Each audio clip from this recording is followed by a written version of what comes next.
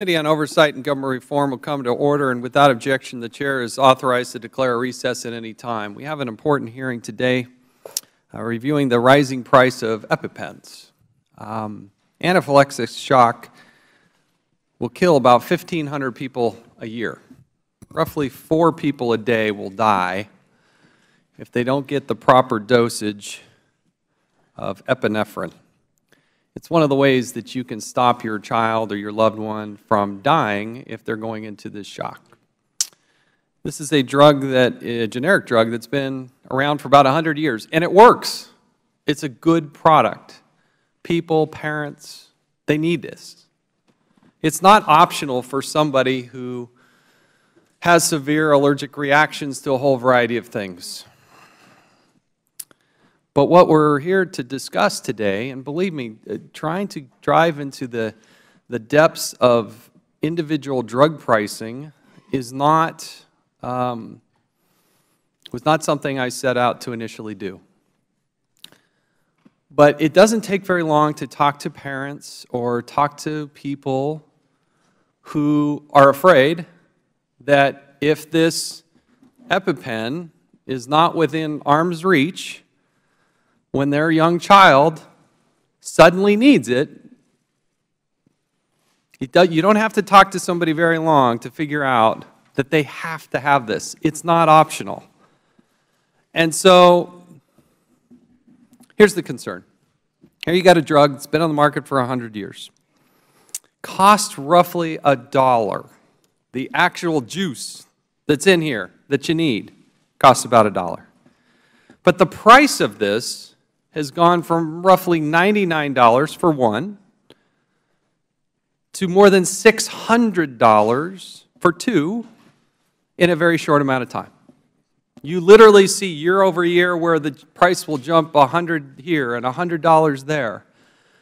It's a product that is not available on insurance plans, a lot of insurance plans. It's not mandated like some of the other things in Obamacare are mandated.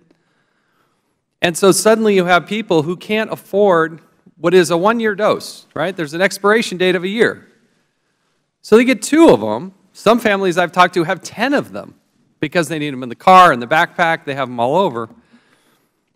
And now we're talking about more than $600 to the consumer to have 2 of those. And so we got a lot of questions. Now, Mylan, as best I can tell from afar, looking at it, done a lot of good in the world, and they offer a lot of good products. But of the 635 products they offer, this generates about 10%. About 10% of their revenue is found in this one product. Now, they're here to tell us that they make about $50 profit, which I find a little hard to believe. And that's why I think it's important that the CEO, and I appreciate her willingness to come in and talk to us, is telling us that, well, the middleman makes more than we do. We get less than half of that revenue actually goes to Mylan. But here's what doesn't add up for a lot of people, and believe me, I'm a person who believes in profit motivation. You have 5 executives in 5 years that earned nearly $300 million in compensation. And this is, by all accounts, as best I can tell, one of their biggest revenue drivers and one of the biggest revenue items.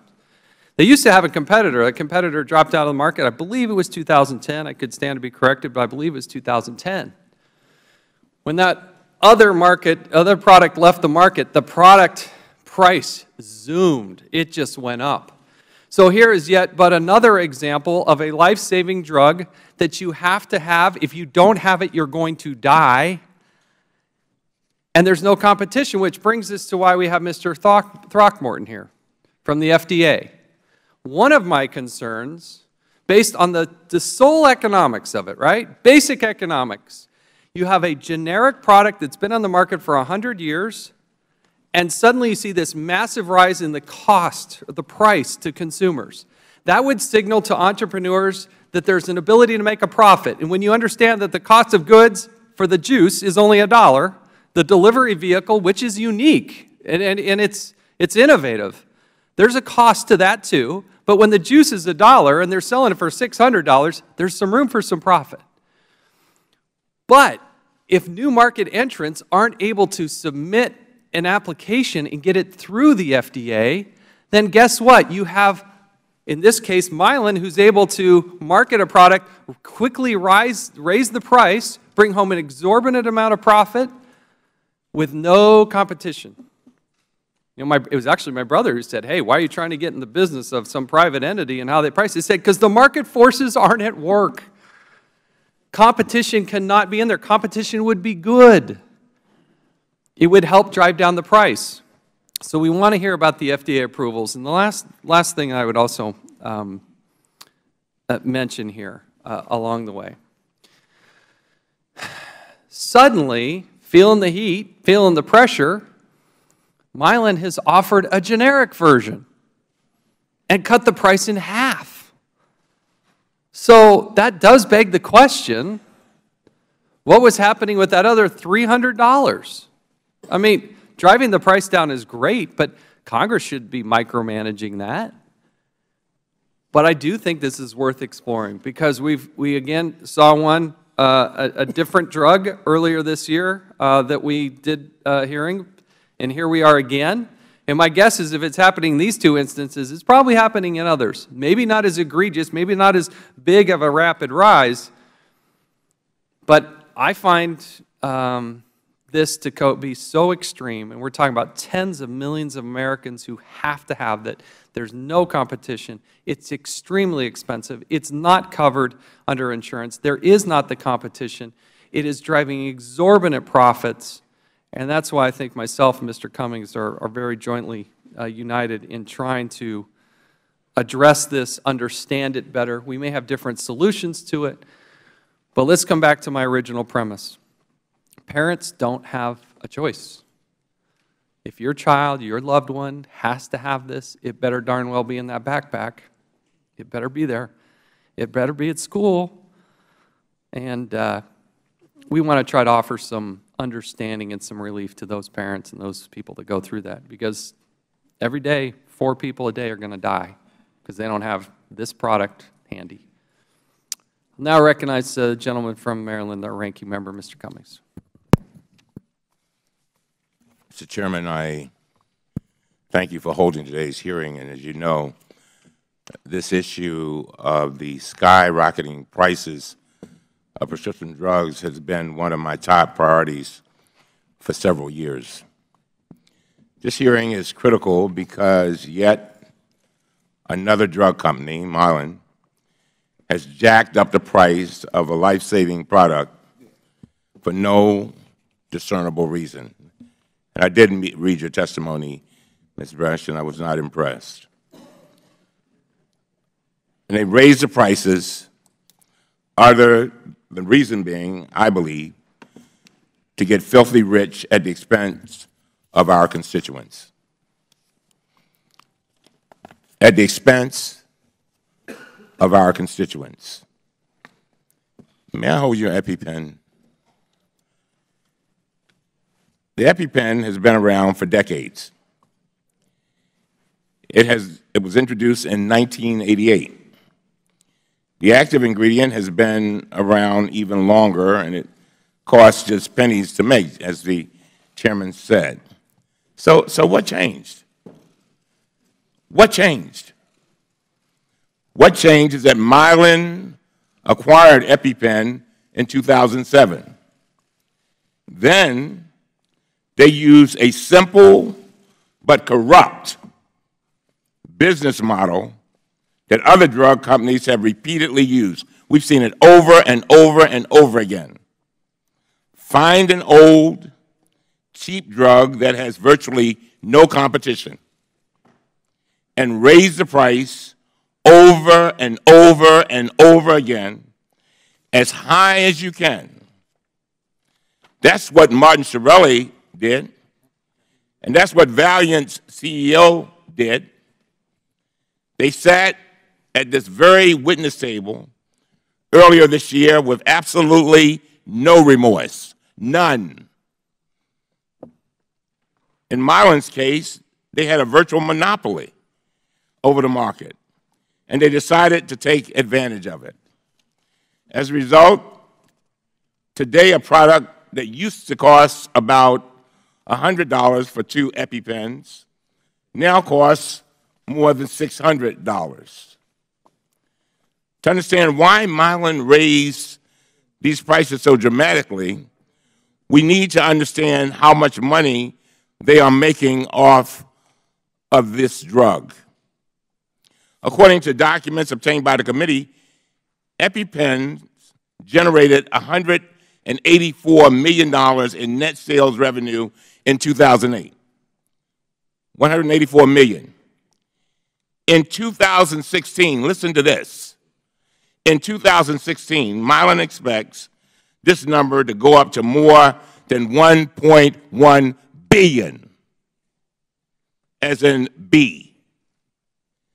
That's more than a 5-fold increase over the 10 years. What else changed since 2007? The EpiPen became Mylan's first billion-dollar drug. Mylan has received more than $4 billion in net sales revenue on this one drug over the last decade, and that's after rebates and discounts. My.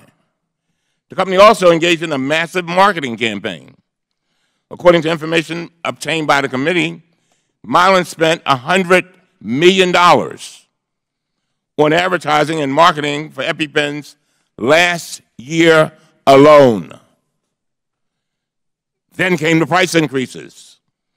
When Mylan acquired EpiPen in 2007, the cost for 2 EpiPens was about $100. In 2012, they raised the price to about $218. Then in 2014, they raised it again. You see the pattern? They raised it again to about $350. In 2015, they were on a roll. They raised it again to about $460. And now it's $608.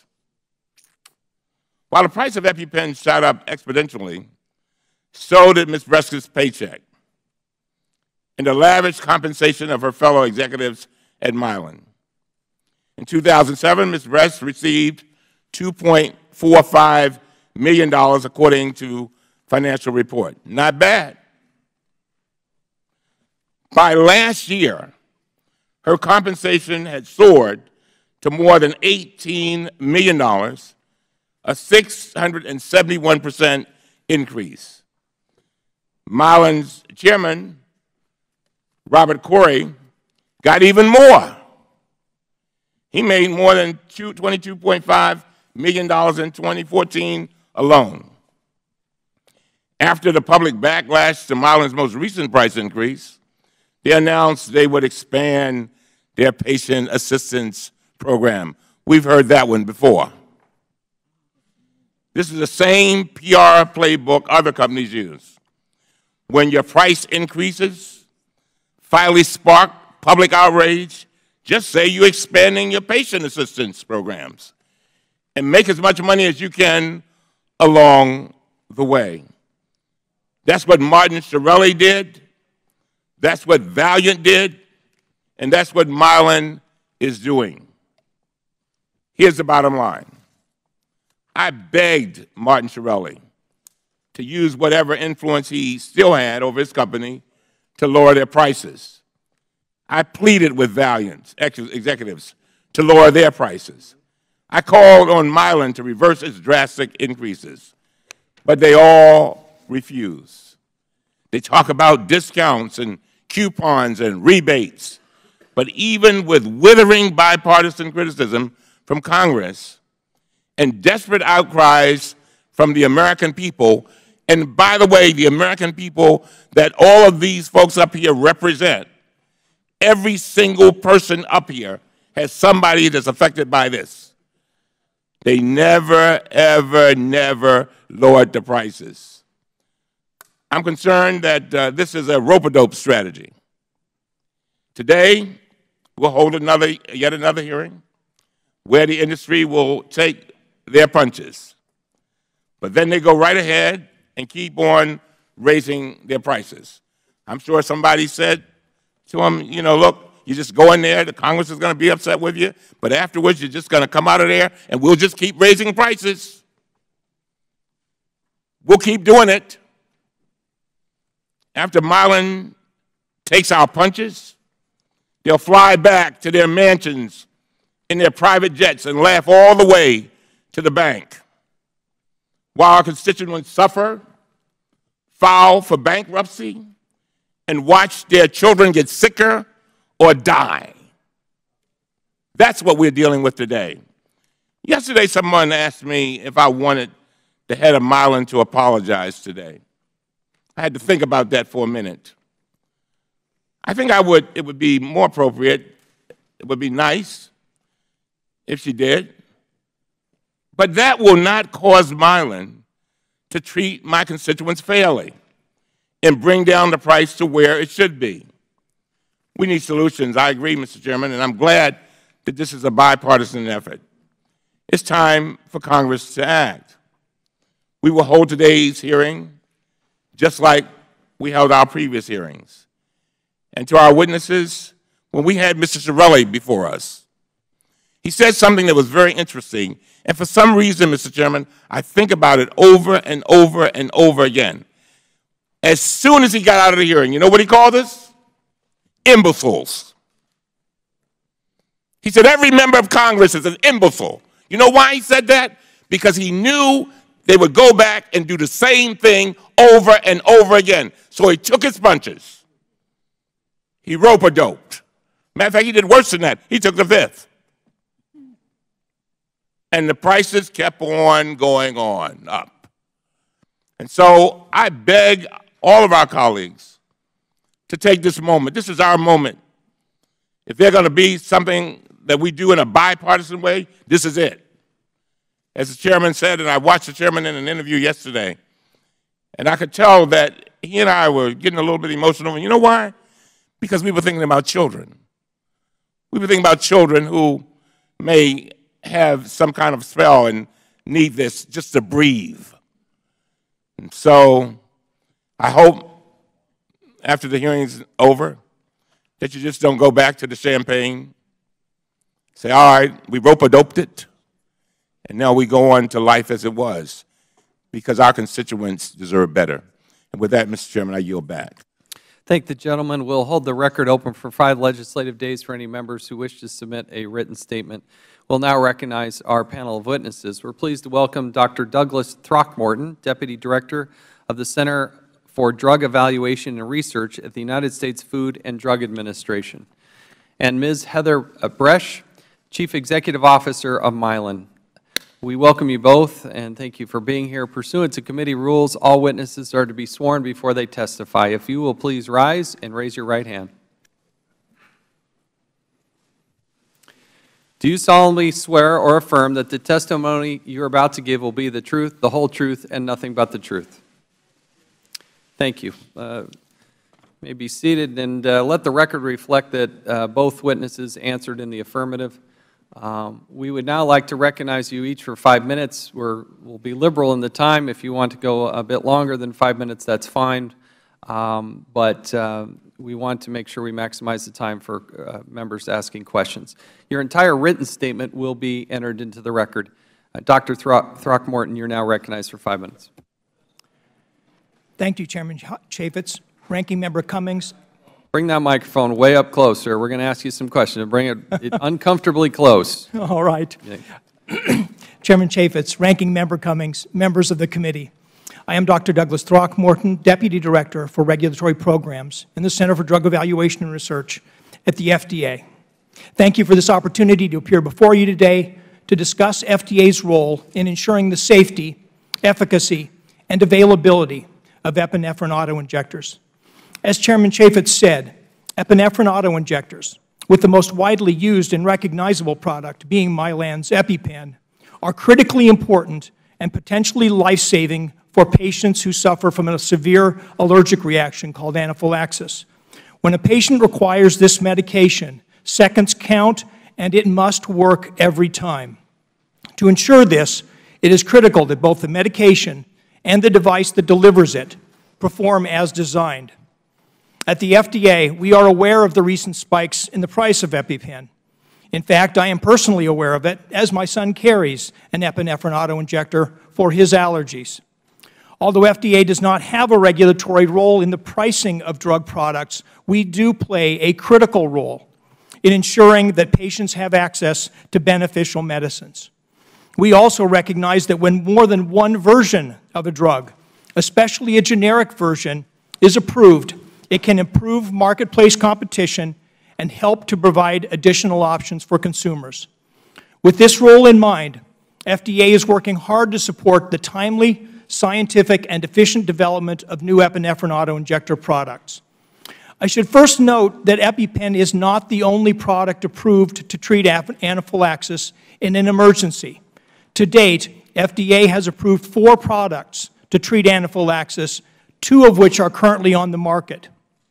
While doing what we can to support new epinephrine autoinjector product development, FDA cannot approve a product for which we haven't received an application, which is why we're doing all we can to support manufacturers as they work to develop innovative new products, including new epinephrine autoinjector products, and bring them to market faster. For example, in 2013, the agency provided technical information to industry to design and test autoinjectors. More recently, this year we released draft guidance on how to determine whether these devices can be used effectively by patients. These efforts can help development by providing a clear roadmap to reduce uncertainty that can slow development. We also recognize the importance of generic drugs in the United States and are working in this area to support their development. For example, as a part of our larger work to improve the review and development of generic drugs, FDA's Office of Generic Drugs has a prioritization and expedited review policy that allows for certain products to get priority review, including products that are called, quote, first generics. To close, thank you for your interest in this important topic related to the safety, efficacy, and availability of epinephrine autoinjectors.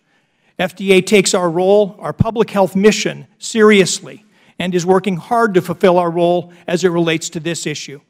One critical part of this mission is to ensure that the medical products on market are safe and effective and that they can be used as needed. In addition, as a part of our mission, FDA is also playing an important role in advancing public health by helping to speed innovation that promotes the wider availability of these products. For complex medical products, such as epinephrine autoinjectors, this means providing a roadmap to developers seeking to market new products and working with them whenever possible in support of new product development. These efforts, coupled with the work of other groups with important roles to play, will help assure access to these important medicines for patients. I'm happy to answer any questions that I can. Thank you. Ms. Bresch, you're now recognized.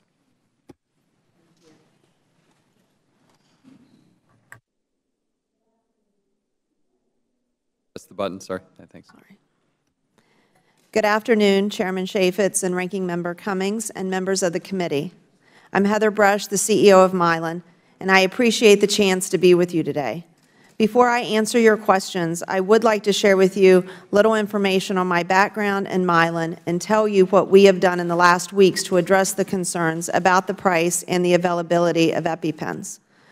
I grew up in a small town in West Virginia in a close family with a strong work ethic. I joined Mylan in 1992 as an entry-level clerk, performing basic administrative tasks in the basement of the company's manufacturing facility, and worked through 15 different roles in the company until I reached my current position. When I started with Mylan, our sales were approximately $100 million, with less than 500 employees, and today our sales are in excess of $11 billion with more than 40,000 employees. And 1 in 13 U.S. prescriptions is filled with one of Mylan's medications. I would like to highlight just 2 facts about Mylan. First, we aren't the kind of niche pharmaceutical company that offers only a handful of products. In fact, we are the exact opposite. Over the last 55 years, we have grown to offer more than 2,700 products, predominantly generics, made at more than 50 manufacturing facilities, capable of producing up to 80 billion doses annually, and we see the need to do more. This year alone, we will invest approximately $1.2 billion in research and development and manufacturing, or roughly $3 million a day, to bring affordable access to many more complex products such as insulins and biosimilars. Second, our business is predicated on high volumes of hundreds of products. In the U.S. alone, we offer a portfolio of 635 products, which translated last year to more than 21 billion doses available to patients at an average price to Mylan of 25 cents. Over the last decade, Mylan's medicines have reduced the U.S. healthcare cost by approximately $180 billion. This is an EpiPen. It may look simple, but it is actually quite complex. In the event of anaphylaxis, a severe allergic reaction, the more than 15 critical components in this device must work every time and in seconds to deliver medicine to treat life-threatening symptoms quickly and without fail, many times self-administered by the person in the state of anaphylaxis. Before Mylan acquired the company that owned EpiPen in 2007, fewer than 1 million of the 43 million people at risk had access to an epinephrine autoinjector. At the same time, it was estimated that anaphylaxis was causing 1,500 deaths annually. We read stories of children dying at school because they did not have access to an epinephrine autoinjector or due to a lack of education about the need. We saw this as an unacceptable and largely preventable health problem. We've worked diligently and invested to enhance EpiPen and make it more available. In fact, we have invested more than $1 billion in these efforts over the last few years and have succeeded on many fronts. We put an improved EpiPen device on the market in 2009. We now reach 80% more patients, and today approximately 85% of EpiPen patients pay less than $100 for two, and a majority less than $50. We have made great strides in providing access to EpiPens in public places, starting with schools. In the last 4 years alone, Mylan provided 700,000 free EpiPens to more than 66,000 schools across America with no strings attached. Our pens were used hundreds of times, including on many children who had no known allergies. I know there is considerable concern and skepticism about the pricing of EpiPens, and I think many people incorrectly assume that we make $600 off of each pen. It's simply not true. Recent EpiPen price increases have not yielded the revenue to Mylan that many assume. In the complicated world of pharmaceutical pricing, there is something known as the wholesale acquisition cost. Since 2014, the wholesale acquisition cost for two EpiPens increased from $401 to $608, or 51%. But the net revenue to Mylan, after rebates and fees, what we actually received, increased from $235 to $274. In other words, the annual increase to Mylan for the last 2 years was approximately 8% per year, or 16.6% cumulatively during this period. From that, you must subtract our cost of goods, which is $69. This leaves a balance of $205. After subtracting EpiPen-related costs, our profit is $100, or approximately $50 per pen. In the last few weeks, we have confronted the EpiPen issue head-on. Our program has 4 parts. We announced the first ever generic of the EpiPen product, which will be priced at $300. This unprecedented move is the fastest and most direct way to reduce the price for all patients. Second, we are creating a direct shipped option, allowing patients to purchase the generic product directly from Mylan. Third, we increased our EpiPen savings card for the brand product from $100 to $300. And fourth, we doubled our eligibility of patients receiving free pens from $48,600 to $97,200 for a family of 4. With these changes, our profit per pen will be substantially lower than it is now. I'm honored and proud to be the CEO of Mylan, and I've spent my entire career working to break down barriers to access and expand access to high-quality medicine and lower health care costs. I wish we had better anticipated the magnitude and acceleration of the rising financial issues for a growing minority of patients who may have ended up paying the full wholesale acquisition cost or more. We never intended this. We listened and focused on this issue and came up with an immediate and sustainable solution. Going forward, we will continue our leadership in developing high-quality medicine and expanding access. Thank you. Thank you. I'll now recognize myself. Ms. Bresch, you never anticipated it. You raised the price. What did you think was going to happen? Well, thank you, Chairman. We raised the price over 8 years, and we raised that price, and I think what is incorrectly assumed is that 608 is what Milan receives. We receive $274 of that 608. So here's what I don't understand. Explain to me, when you buy the generic version, what is the generic, what's the difference in the generic version? Is it just the name? It will be, it will be the same product with epinephrine auto-injector on it. It will be the same product. So suddenly it's $608. Now you're going to have a generic of the generic, and that's going to be $300? Yes. And if they spend $300, I'm sorry, they get two? Yes. So your revenue is actually going to go up on the direct product because you say you only get $275. Now you're going to get $300, correct?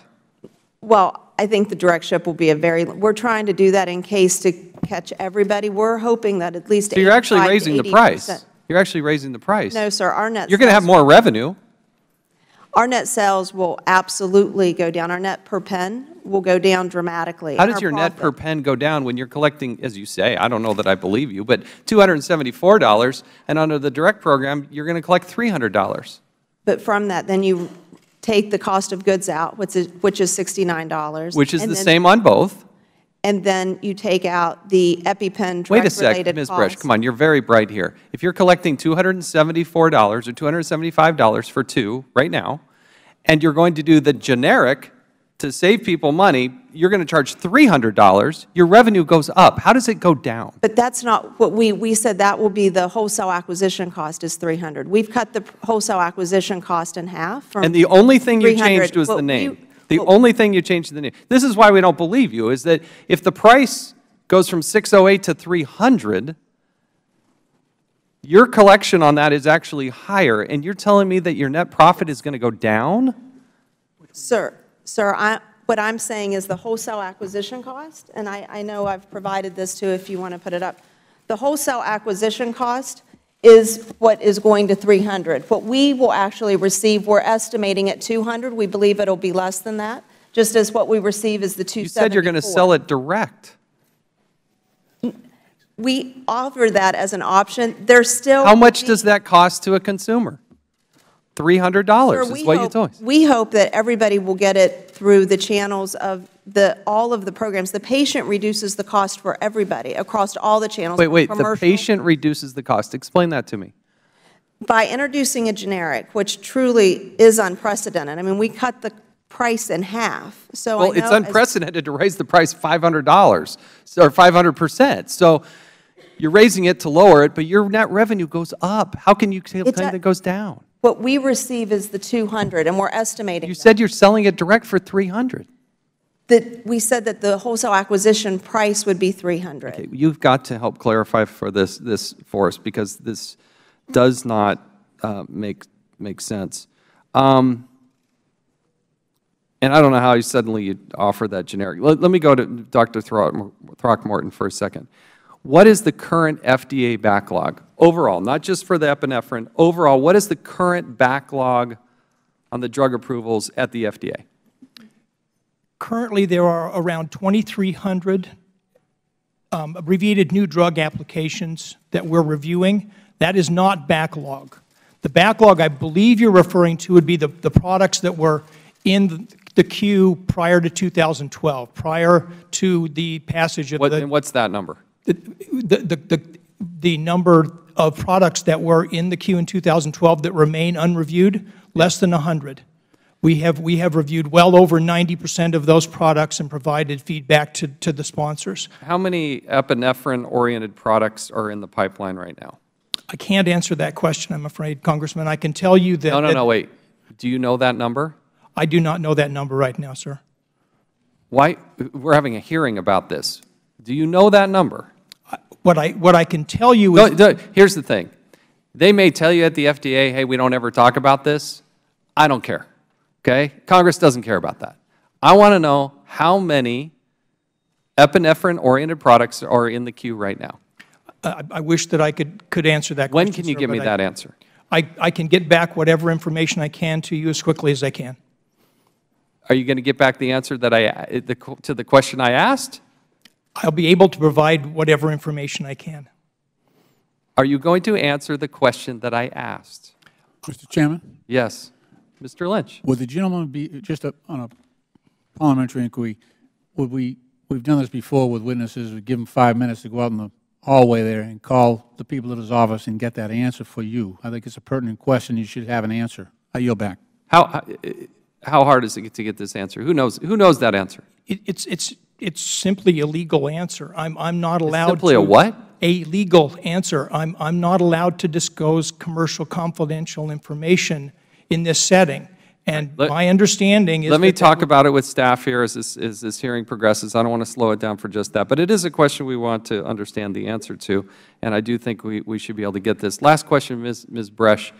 This came up late in the process. It was a surprise to us, but can you explain or clarify from your own vantage point the role that your mother played in this process? I mean, we're reading these articles that seem sensational. I don't know what's true, what's not true. I'm giving you an open-ended opportunity to express your version of what is going on there. And I greatly appreciate that. The article is completely inaccurate.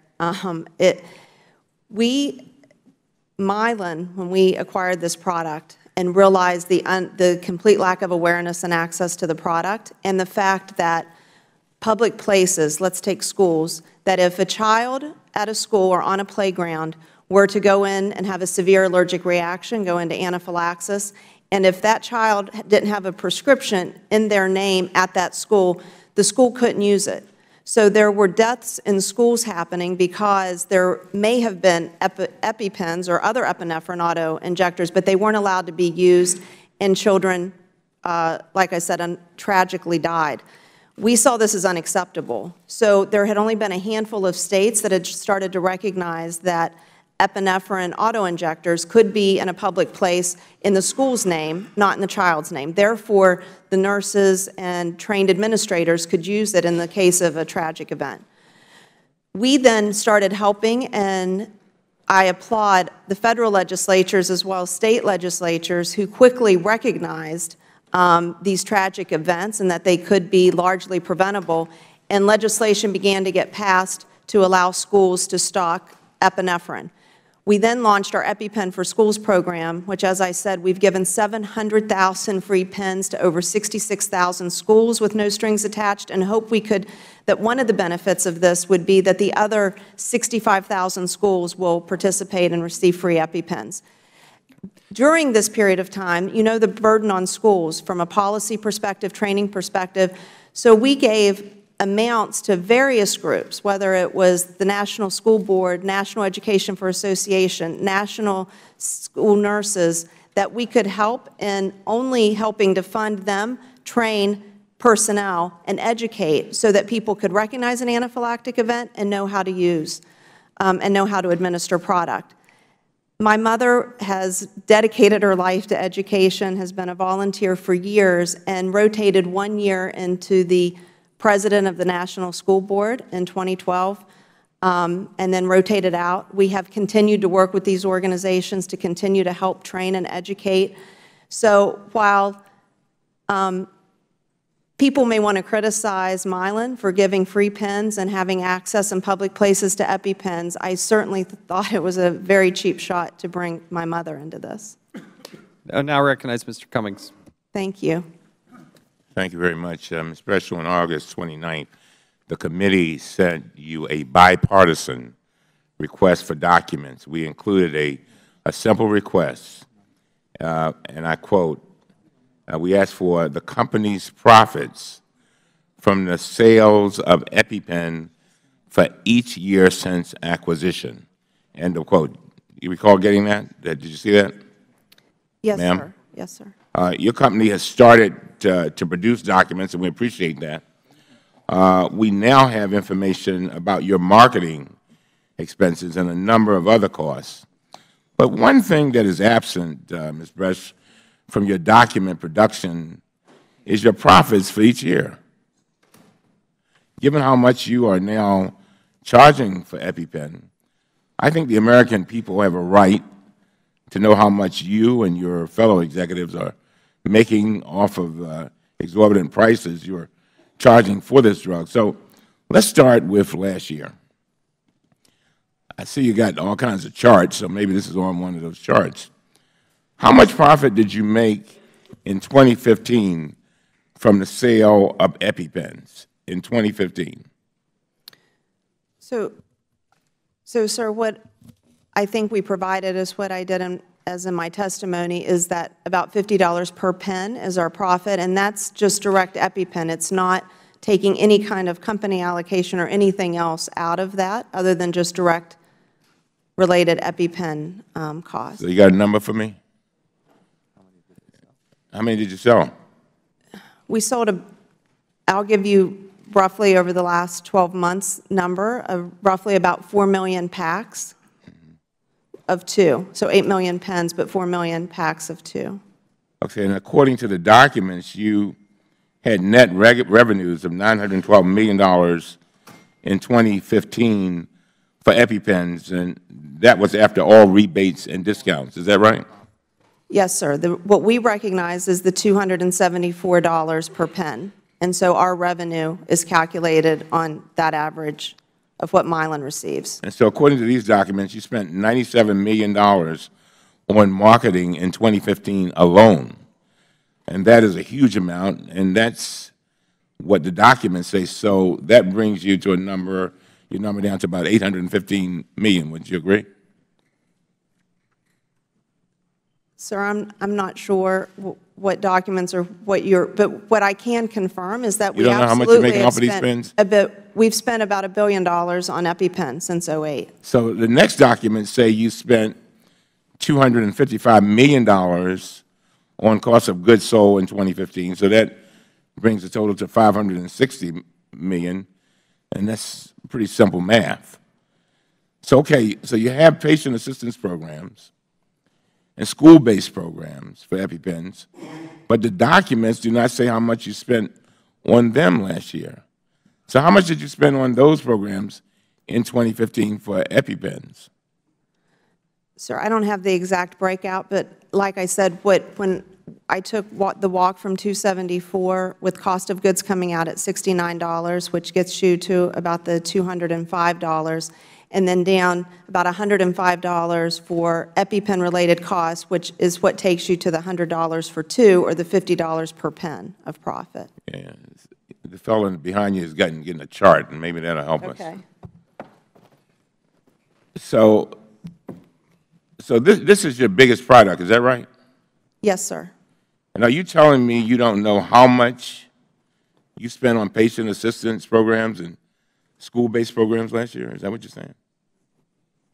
I just don't have it broken out. I said about $105 would be the EpiPen related. So all of those costs from marketing as well as the patient assistant program and everything else from that we spend on the disease awareness. We've done quite a bit on just anaphylaxis itself, that because there was such a low awareness of even what anaphylaxis was over the last 8 years, the ability to really be able to educate about not only is anaphylaxis something that is obviously life-threatening, but we now know that at least 25 to 30% of the time when someone goes into anaphylaxis, they've never had a known allergy before, whether a child or adult, which really drove our need to want to get it in public places. So that leads me to the next question. I know we've got some 43 million people that possible customer base, but let me ask you this.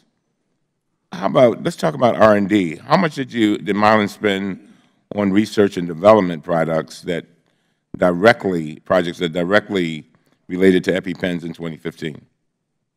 So we've spent over the years trying to do several things that failed in trying to. Can we talk about 2015? And we hope that within the next 12 months we'll have approved a new formulation that will extend the shelf life, which That's not what I asked you. I said, how much did you spend on R&D in 2015, and I think the hearing is about EpiPens. And I got to tell you, I talked about in my opening statement about rope-a-doping. That's what I'm feeling like. I mean, I feel like you're not giving me answers, ma'am. And I think it's in fairness to us, you knew what this hearing was about. You knew what our concerns were. And I'm asking you questions that you're the CEO? Yes, sir. That I would think you would know. I mean, it seems like this stuff would be jumping out of the top of your head. No, sir, as a company, Mylan spent $750 million this year is what we're projected to spend on R&D. For EpiPen, it's not broke down so much in products. What I can tell you is that our overwhelming majority of what we've spent has been on access and awareness programs. We have, like I said, we've been developing over the years, working on smaller, different devices due to patient feedback. What we have been successful in is reformulating it so it will have a longer shelf life, and that will extend the time needed between refills.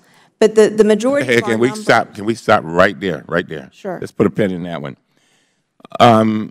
This longer shelf life, how are we coming with that? And right now it's about a year, is that right? 18 months. 18 months. So how long are we trying to get it up to? Because I never did it was a year, but I'm glad to hear it's 18 months. But go ahead. So what are your researchers, what are you projecting?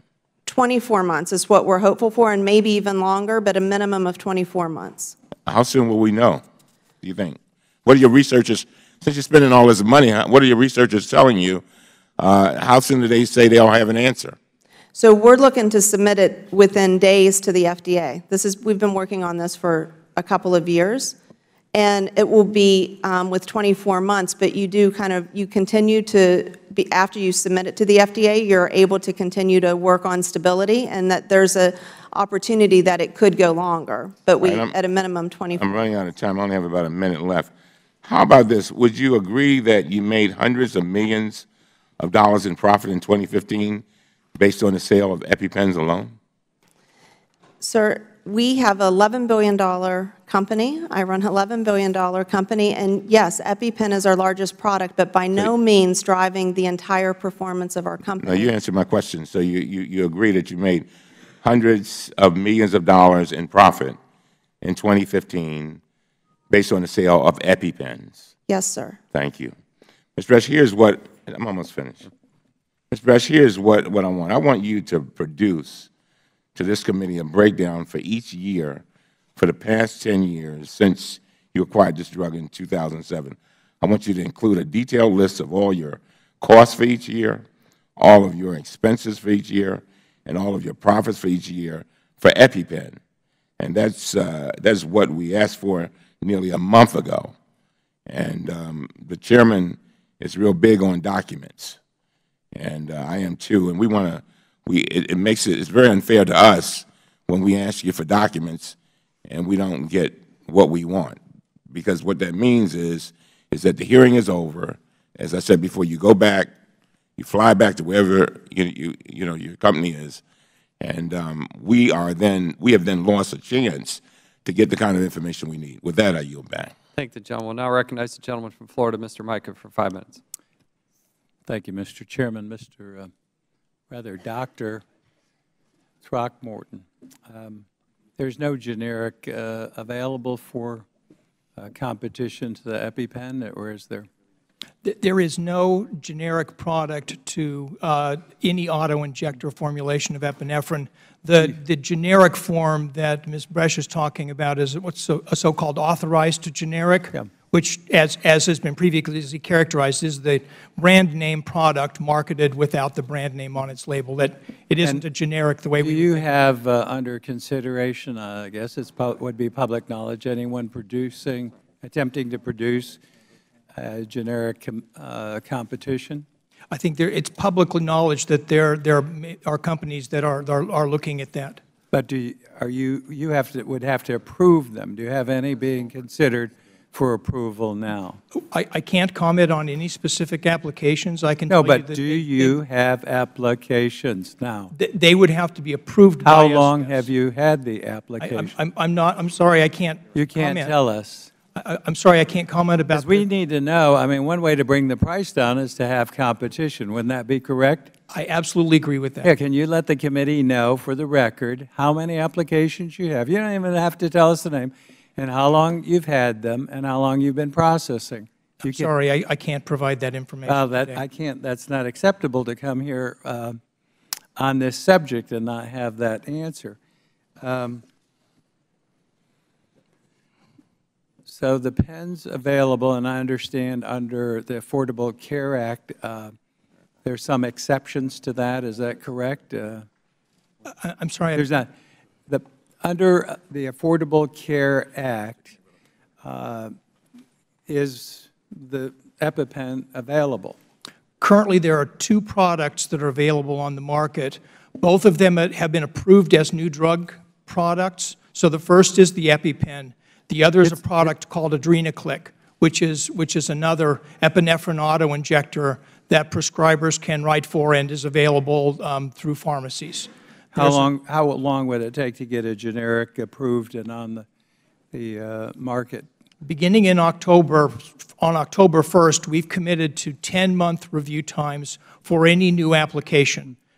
Some products. I want to know how long you've had any applications. You can't tell me. I'm sorry, I can't provide that information, but I can tell you that in addition to the 10-month clock that we've committed to beginning on October 1st, some products that are particularly high public health value, including so-called first generics, are eligible for priority review. Thank you. So those things would happen more quickly.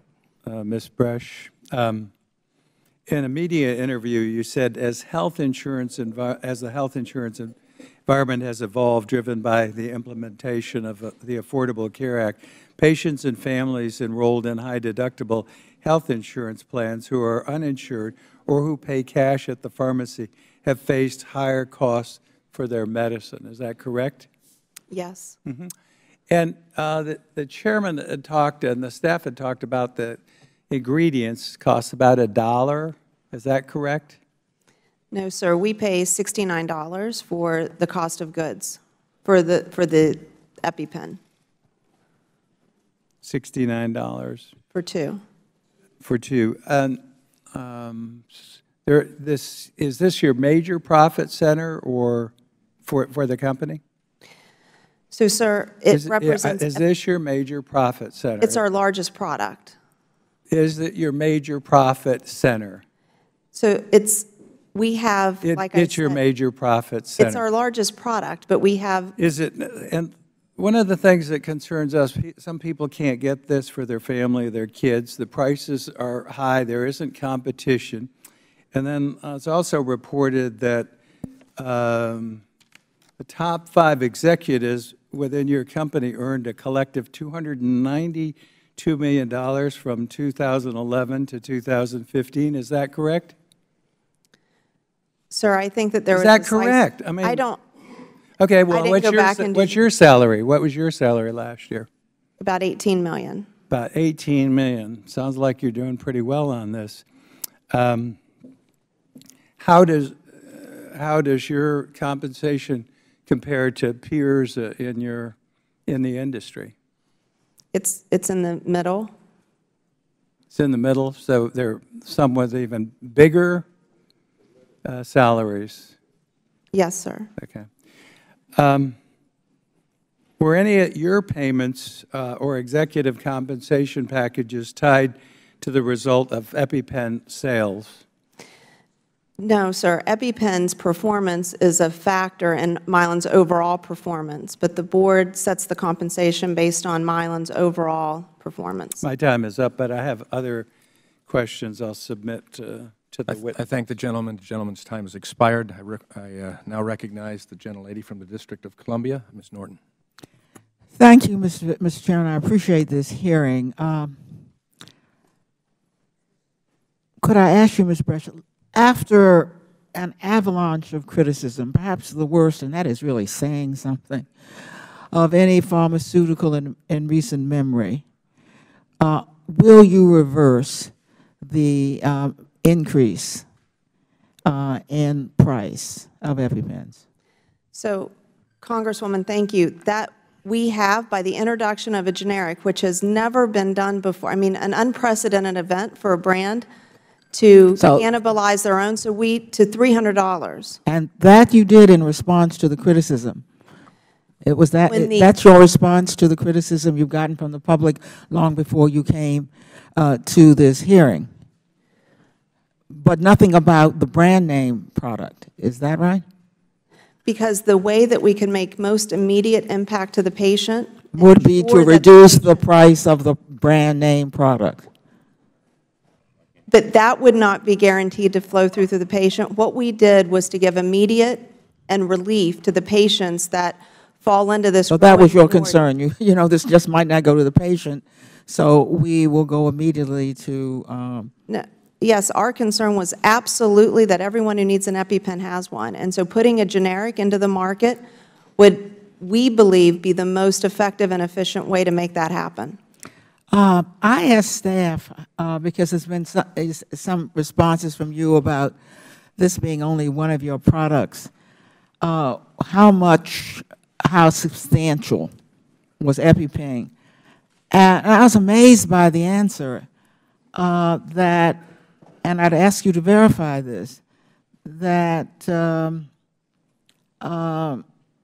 Milan is 0.3% of the product, percent of the products you produce, but 10% of the revenue. EpiPen is less than 10%, a little less than 10% of our overall. But only about 3/100ths of the products you produce.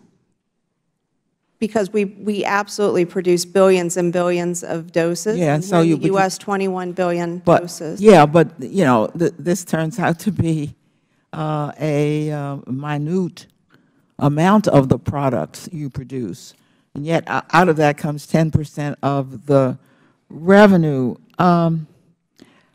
What bothers me when we try to, what we ought to do is compare you with others, because you're certainly not the only one.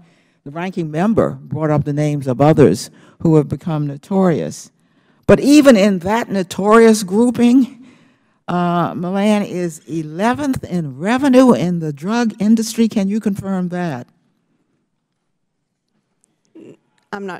No, I'm not sure. That is our information. And unless you get back to us with different information, 11th in revenue in the entire drug industry, which is perhaps the most criticized sector of an economy, and 16th by market capitalization. And that Milan is paying its executives far more. For example, you have already testified that you earn $18 million. That's last year. I understand you earned $2.45 million in 2007. So you got a hefty increase. But from 2.5 less than 10 years ago to 18 million last year. That's the figure?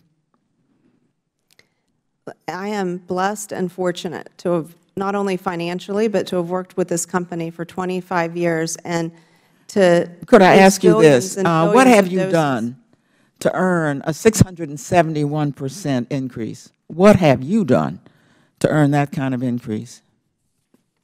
Well, I believe Milan has done a tremendous amount, starting with I'm asking what you have done. I'm interested in your compensation. What have you done to earn that kind of an increase, 671% increase in less than 10 years? I would say starting with saving the U.S. over the last 10 years, $180 billion. Our products alone have saved this country $180 billion. I'm talking about this product. This product. About Milan, but my compensation. I'm talking about this product, Ms. Brush, this product. What have you done?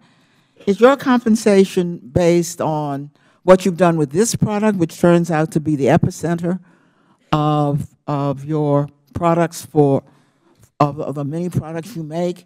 So I'm trying to find out what you've done about this product that has earned such an increase. I would say having 700,000 free EpiPens across 66,000 schools across America, could not be more proud about that, and hope that we can get them in the other 65,000. For which you will, of course, then want another increase. Yeah, Thank you, Mr. Chairman. Gentlelady's time has expired. I now recognize the gentleman from Tennessee. Well, thank you very much, Mr. Chairman. And first of all, I want to associate myself with the opening remarks of both the chairman and the ranking member.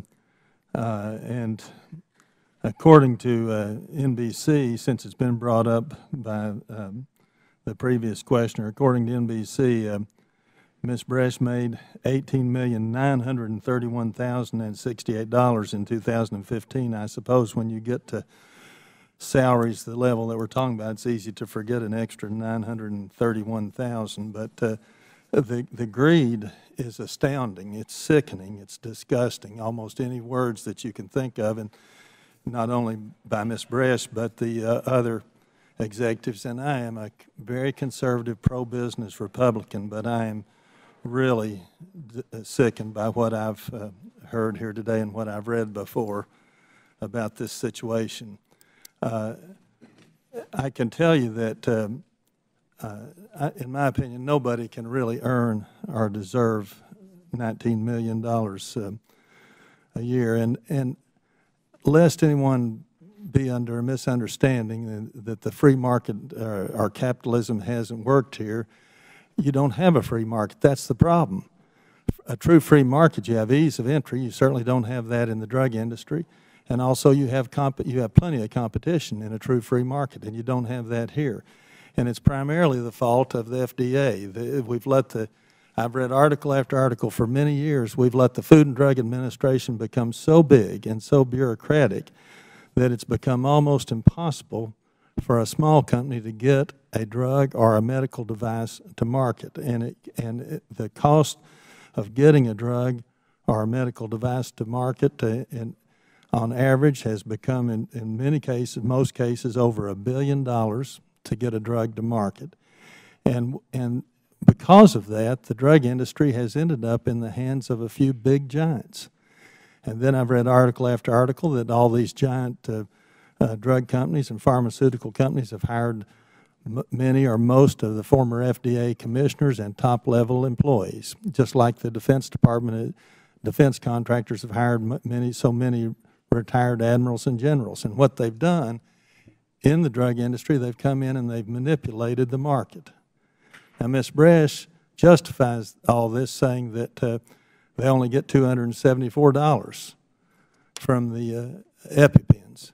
But these pens were selling by this other company, this German company, for $100 in 2007. We've only had, I think, around 30% inflation in those years, and yet they have almost tripled the price that this German company was paying. Then Congress, with good intentions, made the situation worse by giving incentives for these schools in grants to get these pens.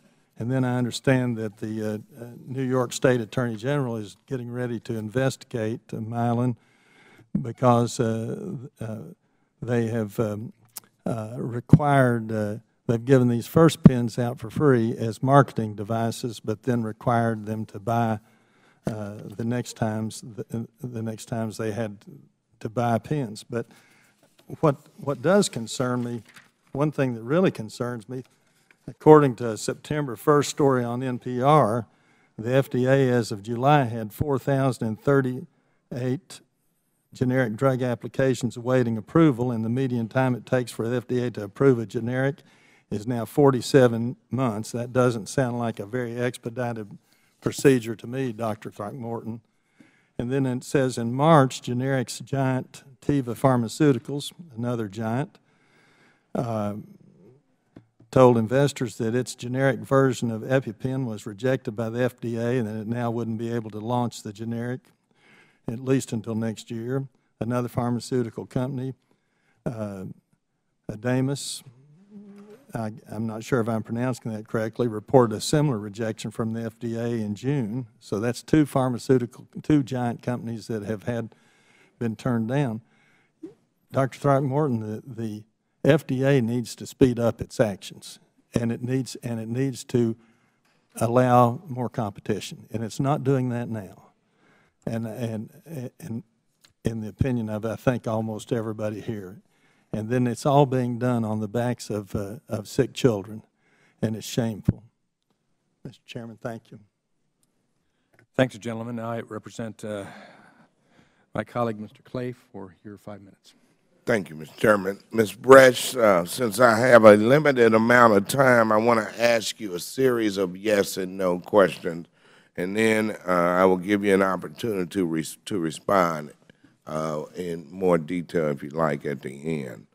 First, epinephrine obviously is an essential life-saving drug, correct? Yes. The formulation of epinephrine, the active drug in the EpiPen, has not changed since 2007, correct? The pen has changed. The device has changed, but the epinephrine The formulation of the drug has not. Do you admit that you have raised the price of EpiPens by more than 400% since acquiring it in 2007? Yes, the wholesale acquisition cost has increased. Do you admit that Mylan has spent millions and millions of dollars to expand the EpiPen market? Yes, and to expand access. And according to press reports on September 17th, 2015, you stated at a conference, and I quote, "We are continuing to open up new markets, new access with public entity legislation that would allow restaurants and hotels, and really anywhere you are congregating, there should be access to an EpiPen." Did you make that statement? Yes, sir. In 2012, a settlement agreement was reached with Teva Pharmaceutical Industries, preventing it from putting a generic on the market until 2015 or earlier under certain circumstances. Is that correct? Is that correct? Yes, sir. Do you admit that by delaying the entry of a generic drug into the marketplace, Mylan has had less competition? Do you admit that you had less competition by that delay?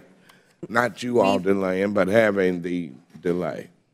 But we've had competition to EpiPen every year. Okay. The New York Times reported that although Mylan, and I quote, was once taking 2 10% price increases a year, it has made 2 15% increases annually starting in 2014 when the generic competition seemed imminent. Do you admit that in anticipation of generic competition, Mylan raised the price more sharply than it had in the past? Not due to generic competition. We did increase the wholesale acquisition cost, but as I've stated, we get 274 out of the 608. So over that time period, we received an average of 8% increase. So raising the price, do you admit that these price increases were intended to generate even more significant revenues before generics entered the market? Was that the intent of the raising the price, that you all receive additional revenues? We certainly received additional revenue, but on 274, just not the 608. Have you ever witnessed an individual having an epileptic seizure? I grew up in the 1960s and 70s, and I had a friend who I witnessed on a couple of occasions these seizures. Have you ever seen an individual have a seizure? Due to anaphylaxis? Yes. No, sir. Well, it's not a pretty sight. And I mean, look, modern medicine has advanced in a way that's beneficial to patients. But to have companies like yours take advantage of this situation, take advantage of these people who are really in need of this medication, I think it speaks to something that is that we are better than that. And I would hope that corporate America, that the pharmaceutical industry is better than that. I mean, you know, look, in the last few seconds, tell me what, you know, how do we get to this point, that we have a culture like this in corporate America that wants to stick it to consumers? And, sir, all I can speak to is our culture, which Mylan has for over 50 years spent and invested in being able to produce low-cost pharmaceuticals and provide access. As I mentioned, over 21 billion doses. We've saved this country over $180 billion. So our premise is to provide access. And what we worked on with EpiPen was to be able to give 700,000 free pens to schools with no strings attached, nothing. But the gentleman's initially you put it out of reach of the average consumer. I thank the gentleman. The gentleman's time has expired. I think the question was answered. I now recognize myself for 5 minutes of questioning. Recent news articles, Ms. Bresch, have documented a lobbying effort on behalf of Mylan to add the EpiPen to the list of preventative medical services managed by the U.S. Preventative Services Task Force. Preventative medical services are those that prevent illnesses before they cause symptoms or problems, as I understand it. Currently, treatments receiving a grade of A or B by the task force are required to be offered to the consumers with no out-of-pocket costs. Supporters of adding the EpiPen to the list of preventative medical services argue that this measure will help consumers get access to EpiPens with no cost sharing. So, Ms. Bresch, will adding the EpiPen to the preventive medical services list, will it do anything to lower the actual price of the device, the overall reason for our hearing today? So the preventative drug list, as you've mentioned, would make sure everyone has access. But what we've now done with the generic drug and dropping the price to $300, we believe provides that similar access, but believe that obviously the importance of epinephrine, auto-injectors, should be part of the preventative drug list. So you are still pushing to have it on that list? I absolutely Even still think it should have, yes. Okay. Do you believe that spending lobbying resources to add the EpiPen to the preventive medical list and thus shifting the price of the drug to other sectors is a realistic solution to stem rising drug prices? But, sir, that's why what we did was so unprecedented. It wasn't to shift. We dropped the price by half by introducing the generic. But you still want it on that list? Just to ensure that just showing the importance of why not reduce the price instead of spending those lobbying resources?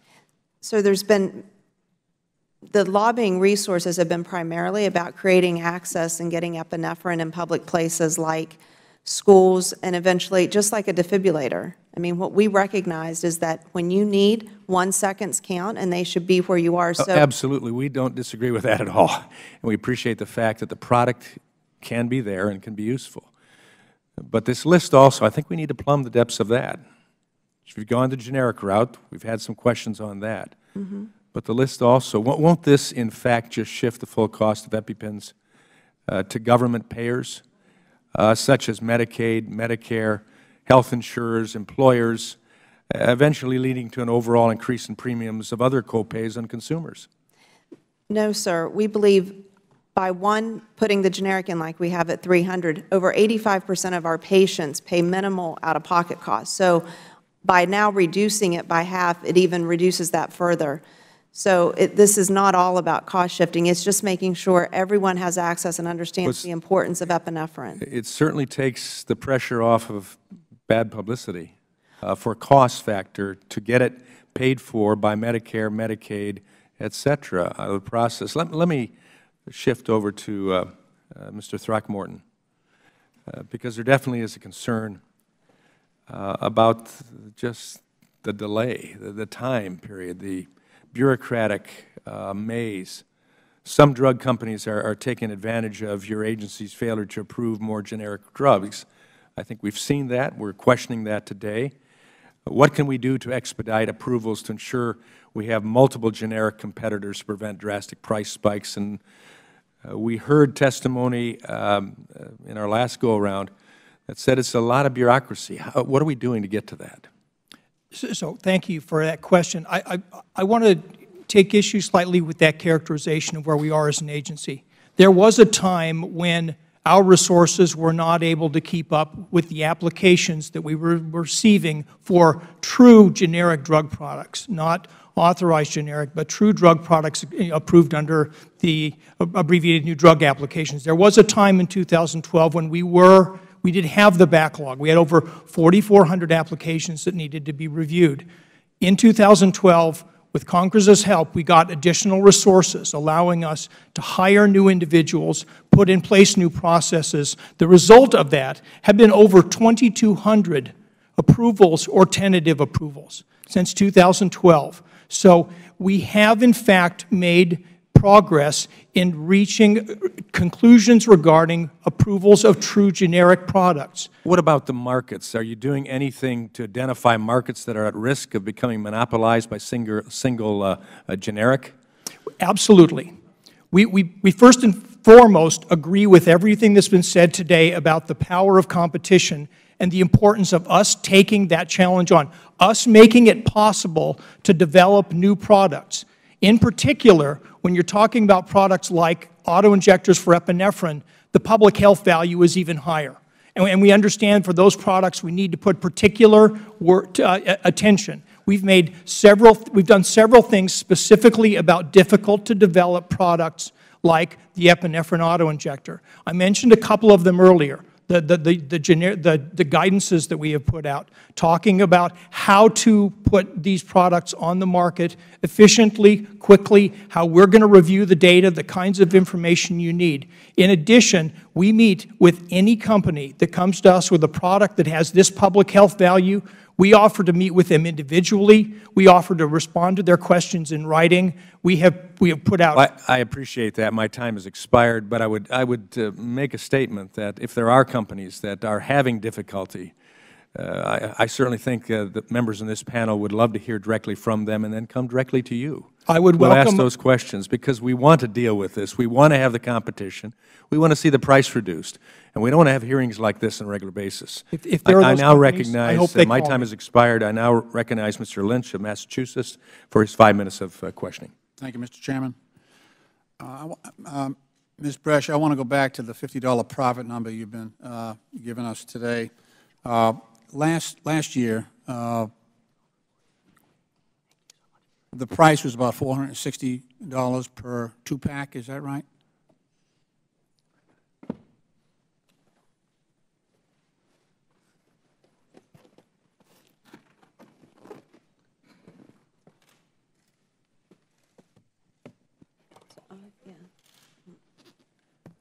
Sir, I'm All right, sorry, so let's go to your chart there. That's not what I have. The numbers, the documents you gave us are totally deficient in terms of trying to figure out how much you're charging people and how much it costs you, just so you know. And I know we have some outstanding document requests for your company, so I really hope you can comply with those as soon as possible to help the committee with its work.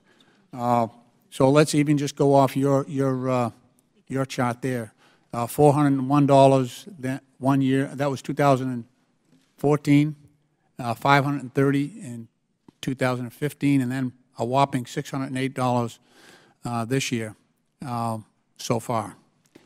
So how much money were you making per EpiPen back in 2014 then, when you were charging $400? So, sir. Please, not another the chart. Can you just give me? I'm just saying that the 235. I'm not talking about that. 219, I'm talking about. That's what we received. I'm talking about the top price. I'm talking about the overall price. We received $235. Look, that's not what I'm asking you. Can you just answer the question? when you were charging $400 back in 2014, how much were you making? Equivalent to the $50, approximately $50 Okay, this year. okay, I $50, think it was fair about enough. $40. $40, Yes. okay. $40 back then? I believe it was approximately. Okay, 2015, you went up to $500. How much were you making that year? Out of the, we received 219. No, and no, out of no, that, the profit was probably about, it was around $38. $38, okay. Now it's back, it's up to $50 this year? Approximately. Okay, so if you're only making $50 this year, you must have been losing money in the previous years because you've gone up $200 in the overall price, the top price, and you're still only making $50. I just can't understand that. The numbers don't work. Based on the documents you've given us. So, sir, the 608 is the wholesale acquisition cost. Yeah, we've done that dance. Mylan is We've done that dance. I 274. understand that. And then it's approximately $50 of profit off of the 274. Mr. Throckmorton, let me ask you, Ms. Bresch, do you do business with the VA?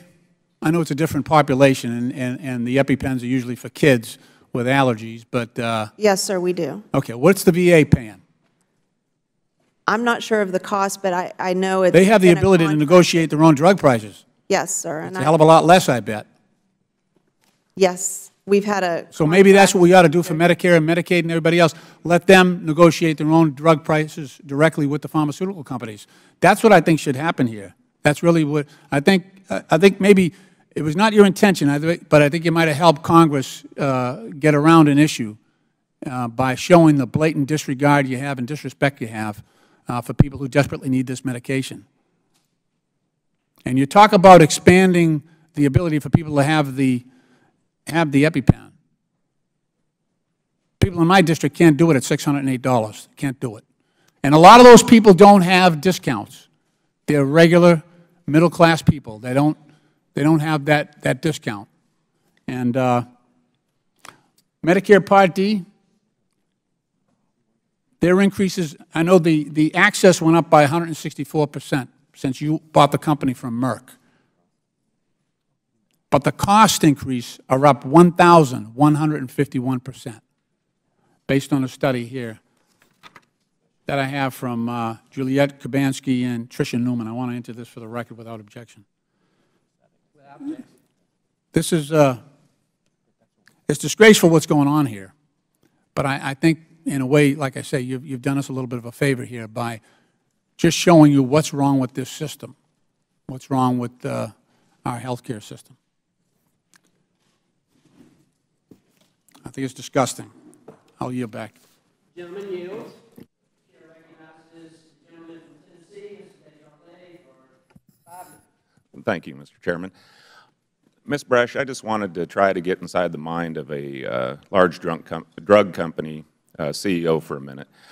When did you guys sit down and decide after 2008 you acquired the EpiPen? When did you decide to use this model of price increase? And how was that? How did you come to that decision? It was first recognizing the fact that there is a severe, shockingly low understanding of anaphylaxis, and there is a shockingly low number of people who were prepared or protected with EpiPen. So you decided you should raise the price? No, sir. We committed to investing in this product, which we have about over $1 billion over this 8 years to provide access. Okay, and how much have you made over 8 years? It is absolutely our largest product, but... no, I just said how much have you made. You said you invested $1 billion. You know how much you invested. How much did you make? I don't have the cumulative number. So but you know what you spent. Okay, do you think that you were charging too much? Do you think $600 is too much? Or were you going to keep rising the price? Sir, which is why we took the unprecedented action of putting the generic in at $300. No, okay, now we're not going to, we'll get to that. But did you plan on increasing the price in 2017? No, sir, we did not plan Okay, on but you did have a plan then to raise it every year for 5 or 6 years? And if you look at what we received out of that not money, and, I just asked you a question. Did you have a plan to raise the price every year for 6 years? We and have then raised stop? the price. we have raised the price, and I think managing to what we received, that 274 out of the 608 is what we were managing. So, you're obviously proud of your company. You think that was fair then to raise the price each year to that point, even though you got a drug at $100, which was probably too much for the drug considering what the cost is. I know you made a fancy clicker because I had one of your reps come by my office back in 2009 or 10 show me how to use it. So I know that cost a little bit of money. But generally when a drug goes to generic, doesn't the price go down? Which is why we dropped it to $300. Only after you jacked it up to $600. It's like if I go buy this tie and they say it's $600, but we're going to sell it to me for $300, that doesn't make it worth $300. You fixed the price on the drug, and now you know. When did you know you were going to release the generic? We announced it several weeks ago. Okay, but when did you know as a company? I mean, you knew it was coming. You got a gentleman sitting next to you. It takes months, maybe years. No, sir. We're putting an authorized generic in the market, which is equivalent to Okay, so EpiPens. we're supposed to feel good because you've taken a drug that you're overcharging 6 times what it's worth, and you're going to drop the price to $300. Sir, we were receiving 274 out of the 608. Do you think you were charging too much at $600? Sir, we believe it was a fair price, and we've just now lowered that price by half. Why'd you lower it by half if you thought it was fair? If you thought it was fair, leave it where it's at. Because we wanted to make sure we're addressing the patients out there that are facing higher out-of-pocket cost and paying the wholesale acquisition cost, which was not intended. The system wasn't intended for people to pay the wholesale acquisition cost, and that's what's happening at an alarmingly rising rate, which is we took the unprecedented step of putting the generic in to sidestep that and be able to lower the cost. You're doing everyone a favor by charging 3 times what you acquired the drug for as a generic. You're trying to make us feel good about that. I just don't. I mean, I'm not buying your argument. And, sir, do you have a guilty conscience about any of this? Over that period of time, putting it in public places, giving free 700,000 free EpiPens to 66,000 schools and wanting to get it into all of the public schools across America. Well, if it cost $20, they could afford to buy their own. You wouldn't have to give them to them. But instead, you chose to jack the prices up and then somehow make everyone want to feel good about you by saying how much you do. Bottom line is you took a very inexpensive drug and you profited handsomely off it. And I don't have a problem, like a lot of my colleagues, that you can make money in a free market enterprise. But what I do have a problem with as a physician, when you take drugs that are life-saving drugs and people don't have a choice. They can't go to a different department store to get their tie. They have to have that drug because a mother would cut off her right arm to get that dose of drug. You decided to charge $600 instead of cutting off her arm, and now you're saying you're dropping it to $300, and that should make us all feel better, when in fact that's probably about 10 times what the drug should cost. And I understand you got to make some money, but you can really sit there with a clear conscience today and say that that's okay, and you just decided because you're such a good company to cut the price from $600 to $300? I mean, is that your testimony?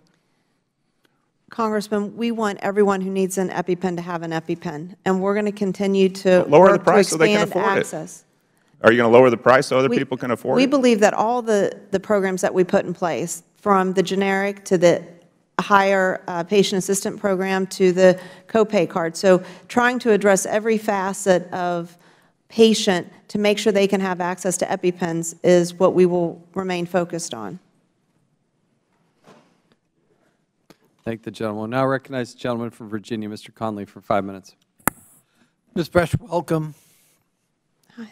I was listening to your earlier testimony, your formal testimony, and I was just struck with what humanitarians you people at Mylan really are.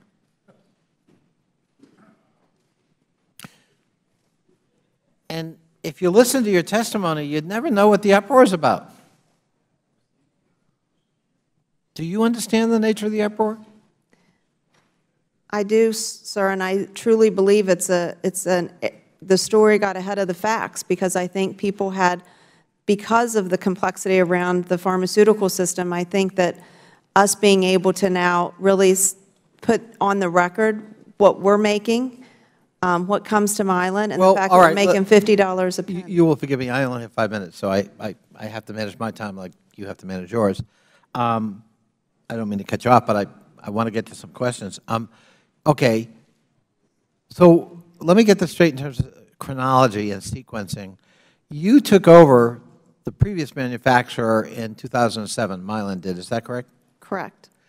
And beginning in that time, the price of EpiPen had been fairly stable up to that point. Is that correct?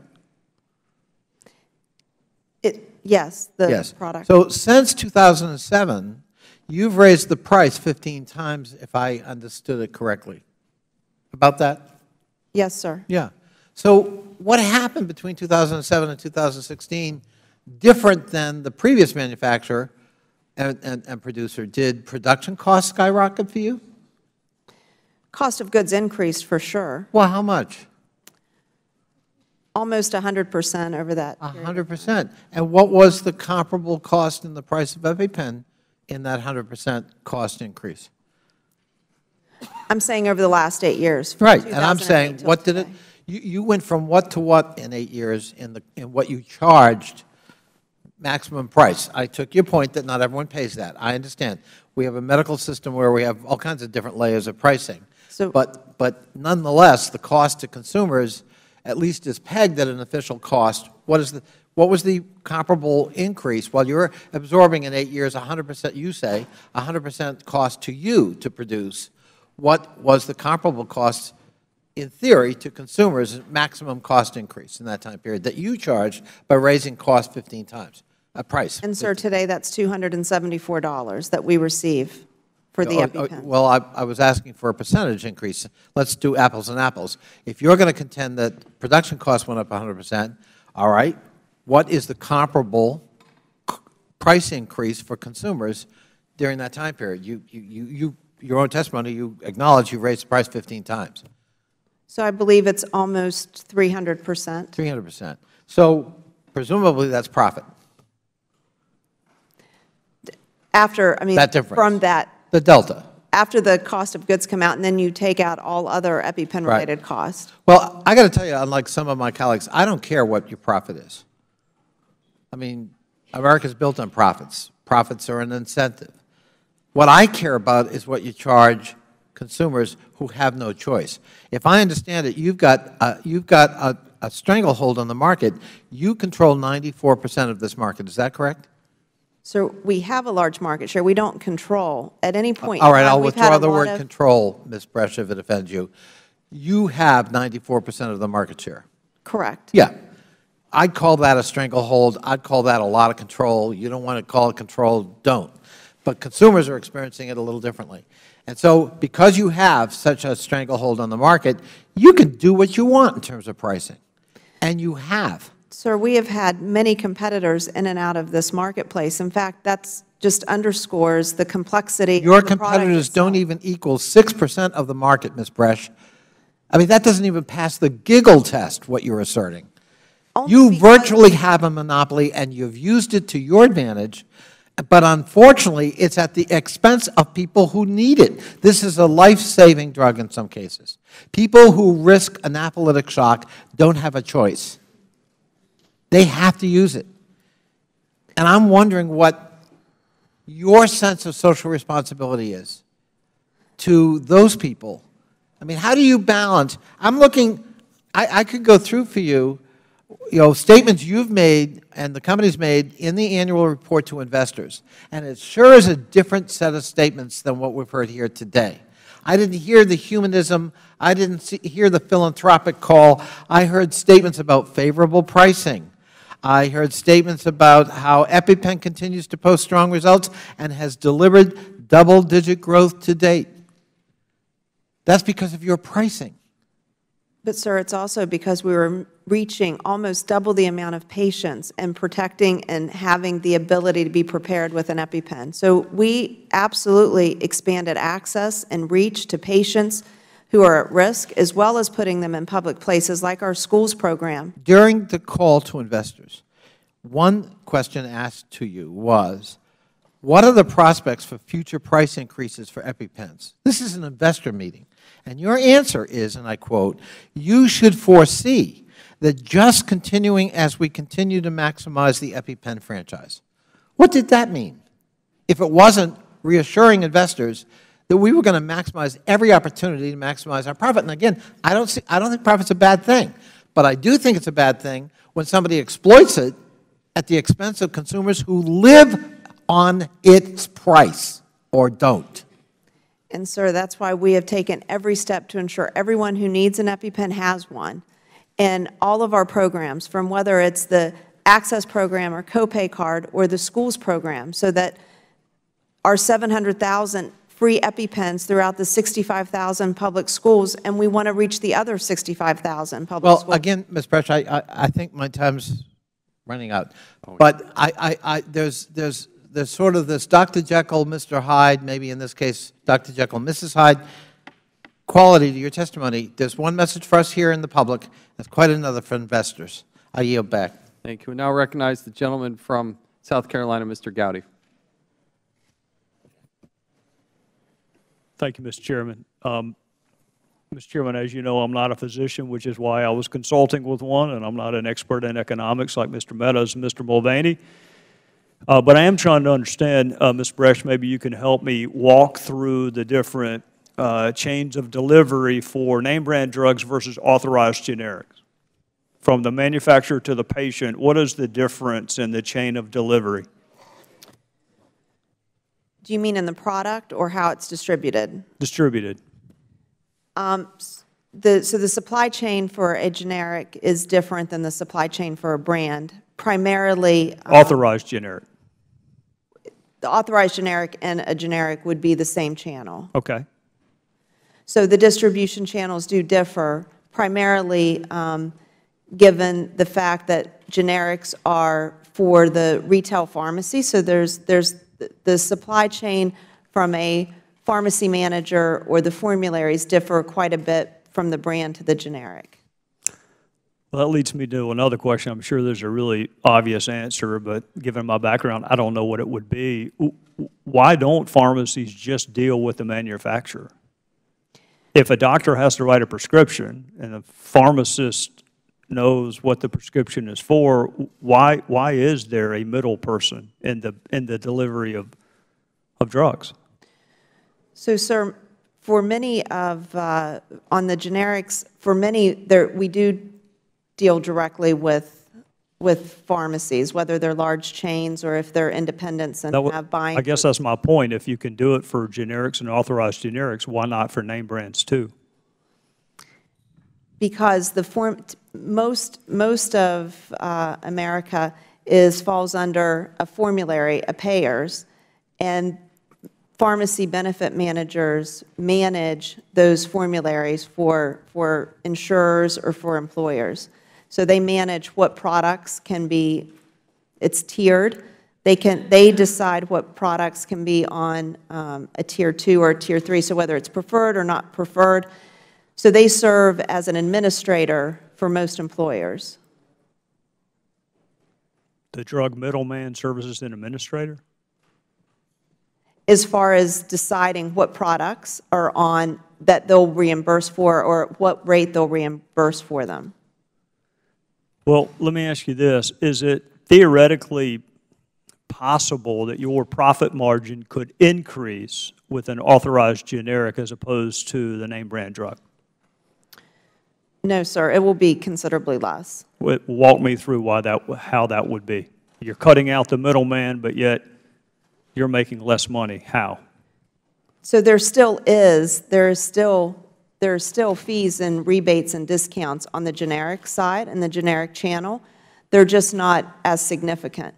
So we set a wholesale acquisition price at $300, and we estimated that our net, what would come to Mylan would be $200. After you take cost of goods out of that and EpiPen-related cost, it will certainly be less than the $50 that we talked about today around the profit per pen that Mylan receives on the brand. All right, I think you answered this question, but I want you to do it again for me just because it's important. I want this to be on the record. Tell me walk me through the cost all the way down to what Mylan gets for treating it as a name brand versus treating it as an authorized generic. Sure. So this is the math of, you can see the wholesale acquisition, the Mylan revenue of $274 minus the cost of goods, minus the direct cost, which is the $100 or $50 per pen. And what we've said for the generic,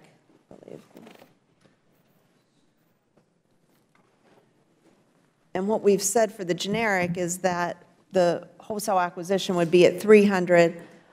Mylan received 200, less cost of goods, less EpiPen-related cost. So it will be substantially less than the $50 of profit per pen that we receive on the brand. All right. Thank you, Mr. Chairman. Would the gentleman yield just for one question? I'd be thrilled to yield to the gentleman from Maryland. Thank you. Just one question. Just following up on what he just said, it seemed like he would be taking a loss, unless I've got my math wrong. When you go to the generic and you said you got certain costs, but it seemed like you would be taking a loss on the generic. And am I missing something? Not a loss, sir. I just said we would be making less than the $50, substantially less than the $50 per pen we're making today. Thank the gentleman from South Carolina. We're now going to recognize the gentlewoman from Illinois, Ms. Duckworth. Thank you, Mr. Chairman.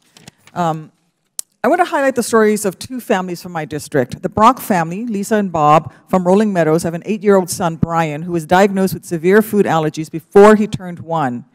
Lisa carried an EpiPen for 5 years, and one day, Brian ate something and began foaming at the mouth and vomiting, and her nightmare came true. When he came home from the hospital, he told his mom, "Mom, I don't want to die." Even at 5 years old, Brian knew how serious his body's reaction was. He knew his throat was closing. On this occasion, an EpiPen saved his life. Then there's Michelle Hansen from Schaumburg, Illinois. She's deeply concerned about Mylan's skyrocketing prices. Her husband, Mark, and her 7-year-old daughter both have life-threatening peanut allergies. So as a result, their family has to ensure they have 2 auto-injectors at school, camp, each sets of grandparents' homes, and mom's purse. The Hansen family knows what it's like to depend on this small device for the safety of their family. And that's why Michelle took the time to write to me and urge me to do everything in my power to ensure everyone, even those less fortunate, can protect their children with the same level of care. The Brock and Hansen families are lucky. They have good insurance, but like Lisa shared with me, we don't know if we'll always be in this position. And one day, they may not be able to afford the EpiPen, whose prices keep going higher and higher. And I agree with Lisa and Michelle. Even a single life lost due to lack of access and affordability to this drug is one life too many. Now, Ms. Bresch, I'm going to ask you to keep your answers short. I'm going to ask you yes or no questions or short one-word answers. Please don't try to filibuster and run out my time, so I need you to answer yes or no. Earlier, you said that EpiPen has given out over 700,000 EpiPens to, Mylan has given out over 700,000 EpiPens to schools across the nation. Is that correct? Yes, we've given free EpiPens. Okay. Mylan also offers schools discounted EpiPens through your EpiPen for Schools program. Is that correct? Yes, they can purchase additional pens if they want. Okay. So this is particularly important in Illinois, states like Illinois that have laws that require schools to stock epinephrine auto-injectors. In fact, this is a program in schools that your own mother was instrumental in getting states to adopt in her capacity as the president of the National Association of State Boards of Education. So we can better understand the scope of this program. From August 12th through May of 2016, approximately how many schools signed certification forms purchasing discounted EpiPens at a price of $112.10 per carton? Schools that have decided to purchase just additional, besides the 4, because we give 4 free EpiPens. Okay, how many schools have done this? I think around 5%, so I think there's been about 45,000 EpiPens. So 45,000 schools? No, EpiPens purchased. Okay, how many schools? I'm not sure answer how my many. question. So a CEO of Mylan, you don't know. You just quoted a number of how many schools you'd given them to and how many schools you had not given to, and that you wanted to get them to all of these other schools, but you can't tell me how many schools have actually bought EpiPens from you on this program that you're so proud of? It's a very small number. 60, it's very small. The 66,000 schools are who we've given free EpiPens to. Okay. So I'm also not as concerned about your profit making. I believe in the free market. What I'm concerned about is your monopolistic practices. And so there's a little confusion in public reporting. Could you simply confirm, yes or no, whether schools that purchased discounted EpiPens had to make any representation and warrants to Mylan that they would adhere to certain conditions in order to access the discount price that you give them? Schools did not have to purchase any EpiPens. No, no, no. The schools that are trying to get the discounted price from you, did they have to certify or make any representations or warrants to Mylan that they would adhere to certain conditions in order to get that price? For people who wanted to buy it at the discounted rate, yes, but that had nothing, the free EpiPens had no... I'm not talking about the free EpiPen. So I'm holding here, and Mr. Chairman, I'd like this entered into the record, and please put this up. It's a certification form. Thank you, Mr. Chairman. It's a certification form where EpiPen, where Mylan has actually said that the school hereby certifies that it will not in the next 12 months purchase any products that are competitive to EpiPen auto-injectors. So you actually put into practice forcing schools, and you're so concerned about these kids that you actually are limiting the school's ability to buy pens from someone else, and so you're saying, here, we'll sell it to you for $100. We've raised the price to $600. If you want it for the $100 price that it used to be at, you need to sign this and say that you can't buy this from anybody else. Don't answer. I'm not asking you a question. That's what you've done here. Well, I disagree with that because they did not have to buy our pens. Our free. But if they wanted to get this price, if they wanted a heavily discounted price, yes, they. It was heavily discounted. The heavily discounted price is $112.10, which is where it was before you jacked up the price to $600. So it's not a discounted price. It's only discounted because you raised the price on them, and then you say, oh, you want it at the old price before we jacked it up for profits? Here, you need to sign this and say you will not buy this from anybody else. And I'm not asking you a question. This is what you have done. Your own document says it. They don't have to buy them, and everyone That's is right. eligible You don't have to buy them, but your own mother is out there lobbying to make sure that they're in all those schools. And this article says that many members of the board of the NASBE didn't even know that there was a family connection between you and between Mylan and your mom through you, as she was out there passing out your guides from Mylan, as she was out there talking to school boards, as she was pushing for these EpiPens to be put into school districts, and then they can't buy it for a lower price. Congressman, that is You completely control inaccurate. 94% of the market, and then you tell schools you want it at the old price. Sorry, you can't buy it at the old price because unless you promise not to buy it from anyone else. That, to me, is an unfair monopoly. I yield back, Mr. Chairman. Thank you. Now I recognize the gentleman from Texas, Mr. Farenthold, for 5 minutes. Thank you very much, Mr. Breath. I think I now understand why you make $18 million. Trying to figure out the complexities of drug pricing has me really flummoxed. Of course, I won't make $18 million in 100 years serving in Congress. So let me ask you, you talk about this wholesale acquisition cost of $608. Who pays $608 for an EpiPen? I mean, what is the wholesale? Is that just kind of like the manufacturer's suggested retail price? So it certainly was never intended for the wholesale acquisition cost. The system, we certainly didn't make the system. No, okay, yeah, I'm not coming after your company, all right? I'm very tempted to, because I think y'all have behaved badly and have invited government regulation. I am a free market person. I'm very much for free markets, but this whole drug pricing system that we have right now makes no sense to me, and a free market can't operate in a system where people like me who are consumers don't understand it. So I'm going to lay aside my concern about what your company is doing and why. I think it's wrong, but that's not where I want to get. I want to get to the pricing. You said $600, I'm going to call it manufacturer suggested retail price. All right, so in a free market, you've got a manufacturer, a wholesaler, a retailer, and the consumer. In the drug market, you've got the manufacturer, you've got the insurance company, you've got the pharmacy, you've got the doctor, you've got the benefits manager, and there are probably some more players in there, all who need to take a little bit of money out of it. So we've created a very complex system. So basically, you've said manufacturer suggested retail price of $608. Probably the only sucker who's going to pay that is somebody who doesn't have insurance. I don't know.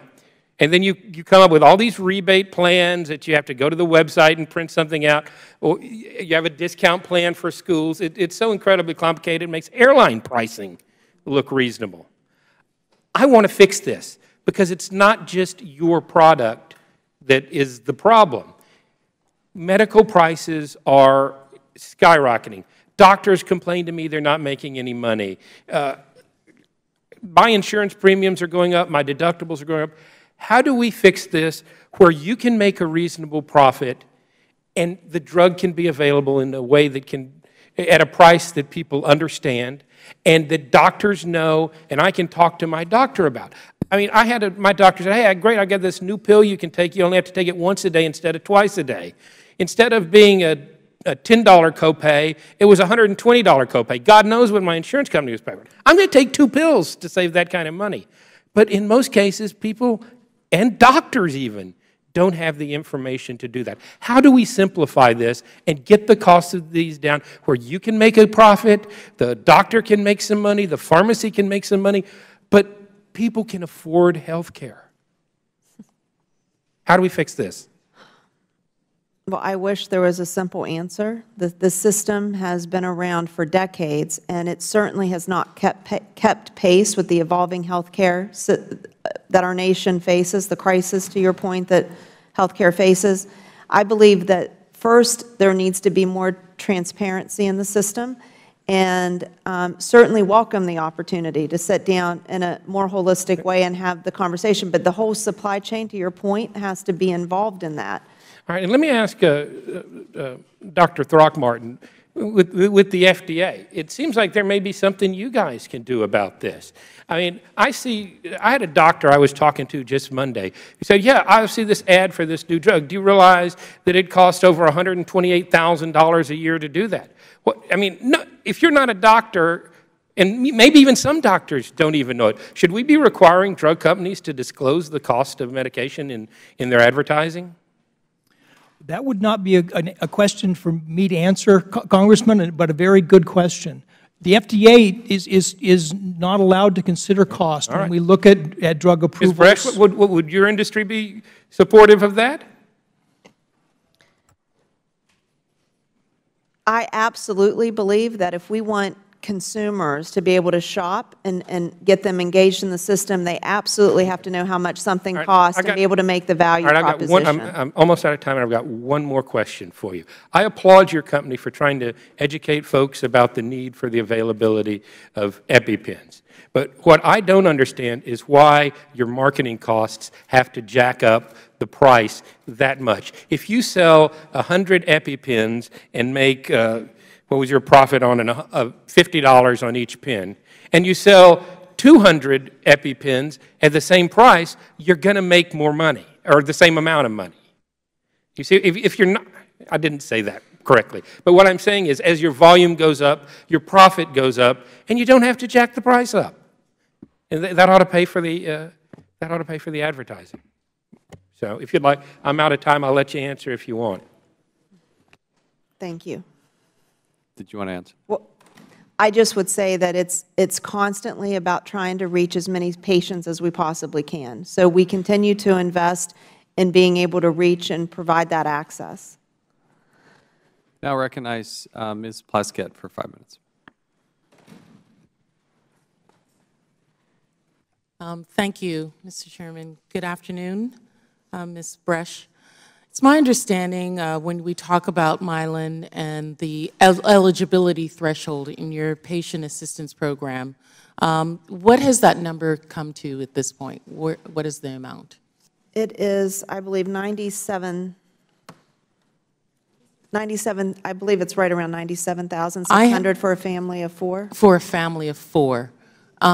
You know, many of us here, and including yourself, come from communities where I don't really know that many of the families that make $97,000 as a family of 4. You know, where in the Virgin Islands, the average amount is about $50,000 for a family of 4. I would think, you know, in other places that you're familiar with, that would be the case as well. How do you as a company deal with those individuals who are falling within the margins to be able to afford that? So the patient assistant program is for anyone who falls under that 97,200. So it would capture anybody who's a family of 4 making less than that would be eligible for the free pens. And then what happens to the other families that are below that? Do you have other programs? What are you doing for Anyone those? below 97,000 would get the free pens, And the eligibility. anyone below that number that's a family of four? Right. Okay, so that would mean in places like myself, they would pay, how much then would the cost be at that point? It would be free for any family of four making $97,000 or less. So a family of four then, that's above that margin, then goes into what happens to those families? It could be several. The majority, the overwhelming majority of our patients, 85%, are paying little to between $50 and $100. It depends on the commercial plans. But we know that about 85% or more are paying $100 or less than $50. But that's why we also have the copay card, the savings card, that would allow you to put that towards what you're paying at the counter. So it would go against your out-of-pocket costs. So the individuals, not the companies or not the schools that are buying, individuals who purchase this, what percentage you say fall within the PAP, the Patient Assistance Program? It's very small. Most of our, the percentage-wise, the majority of our patients are under commercial plans. What percentage would that be? About 70 to 75%, I believe, are in commercial plans. And of that 70 to 75% that are in commercial plans, how much do those individuals pay? It varies depending, because all the plans are different. And what is the variations? The majority pay $50 or less out of pocket. Some of that group pays $100 or less out of pocket. And you can use, we also offer a savings card of now $300 that you can use towards any of your out-of-pocket expense. Okay. That does give some kind of, and it would be good if we could get the numbers then of what those individuals are so that we understand what percentage of people are really having to pay the $600, the $400, and the $300 that really seem very outrageous. I'd like to know how many families have to be subjected to that. And it's because of that growing minority that we then took the actions we took about putting the generic in place, which would then... And why would you say it's that minority is growing? Because of the higher deductibles that people are faced to pay. The rise of the higher deductible plans, as you know, has grown tremendously, this year alone. And so that is having more out-of-pocket cost. And because of that is why we took the, like I said, unprecedented step to put the generic in that would lower the cost for everybody. Now, you're doing other things as well. I understand that you do have some lobbying efforts to get EpiPens listed as preventative services under the Affordable Care Act. Is that correct? Yes, we have definitely said it should be on the preventative drug list. And how much resources have you put towards that? Minimal. I mean, it's been internal resources about trying to educate, one, just about the need for epinephrine auto-injectors to certainly make sure everyone has access. Who have you, when you say education, who would that be towards? Towards the formularies who make the decision about whether or not to put a product on the... Who are the formularies? For those of us who are uneducated about these kinds of things. So it would be the people that are the large pharmacy managers. So there's, many companies out there that are the pharmacy managers, and they're the ones that have some decisions around what can go on the preventable drug list or not for the lives they cover. Okay, I'm out of time. I got a lot more questions, but sorry. Thank you. We'll now recognize the gentleman from North Carolina, Mr. Meadows. Thank you, Mr. Chairman. Thank you both for being here. Ms. Bresch, your new plan, so let me, as a business guy, let me just give you some advice. Parents are upset with the cost of the EpiPen and the potential of not being able to help their children. That's the problem you have. And what's happened is I started getting calls when I didn't even know it was an issue from people that were saying the out-of-pocket expense was $600, $700, the insurance wouldn't cover it. And now you've come up with this unbelievable marketing plan that only would suggest that there is unbelievable profits. I can't imagine anybody in their right mind coming up with a plan like that instead of just saying, you know what, we screwed up. We knew we had 96% of the market. We increased the prices. Please forgive us. We'll adjust our prices. So now you're putting out a generic. You're coming up with a different plan for a great product. And I guess my concern is that as we look at this, you're being thrown in with other witnesses that have sat in your same exact chair who have really set out to gouge the American people. And I guess my question is do you believe the increases that you've done with the market share that you have was inappropriate and a mistake from a marketing standpoint? We believe that starting 8 years ago, balancing that price and access and making sure that we could not only in public places but reach more lives and reach more patients was absolutely critical. And look, so how much that's why of this? we put How the much generics, of this that's is why a? we cut. How much of this is a Medicaid, Medicare, private insurance, private pay issue where you're charging different amounts to different people? Because that's another problem I keep hearing is it depends on what plan you're on and whether you're covered by high deductibles or not in Medicaid. How much of that is just the nature of the pharmaceutical business that you charge different amounts to different people? You're correct. I mean, all pharmaceuticals are all different under every different plan. So your pricing model is not like you say, it cost us X, we make X. You have to come up with all kinds of convoluted ways to make a profit depending on the coverage or the individual patient. Is that correct? Well, and that's why we were giving you what we receive on an average, the 270. So I get that. So how are you affording to give free pens to any family that makes less than $97,000 a year? How are you affording to do that? Based on the profit margin, I was doing the math. So that just means that if you make $100,000 a year, you're going to have to pay a big amount of money, and you're going to give them free to everybody else? Is that what I'm hearing?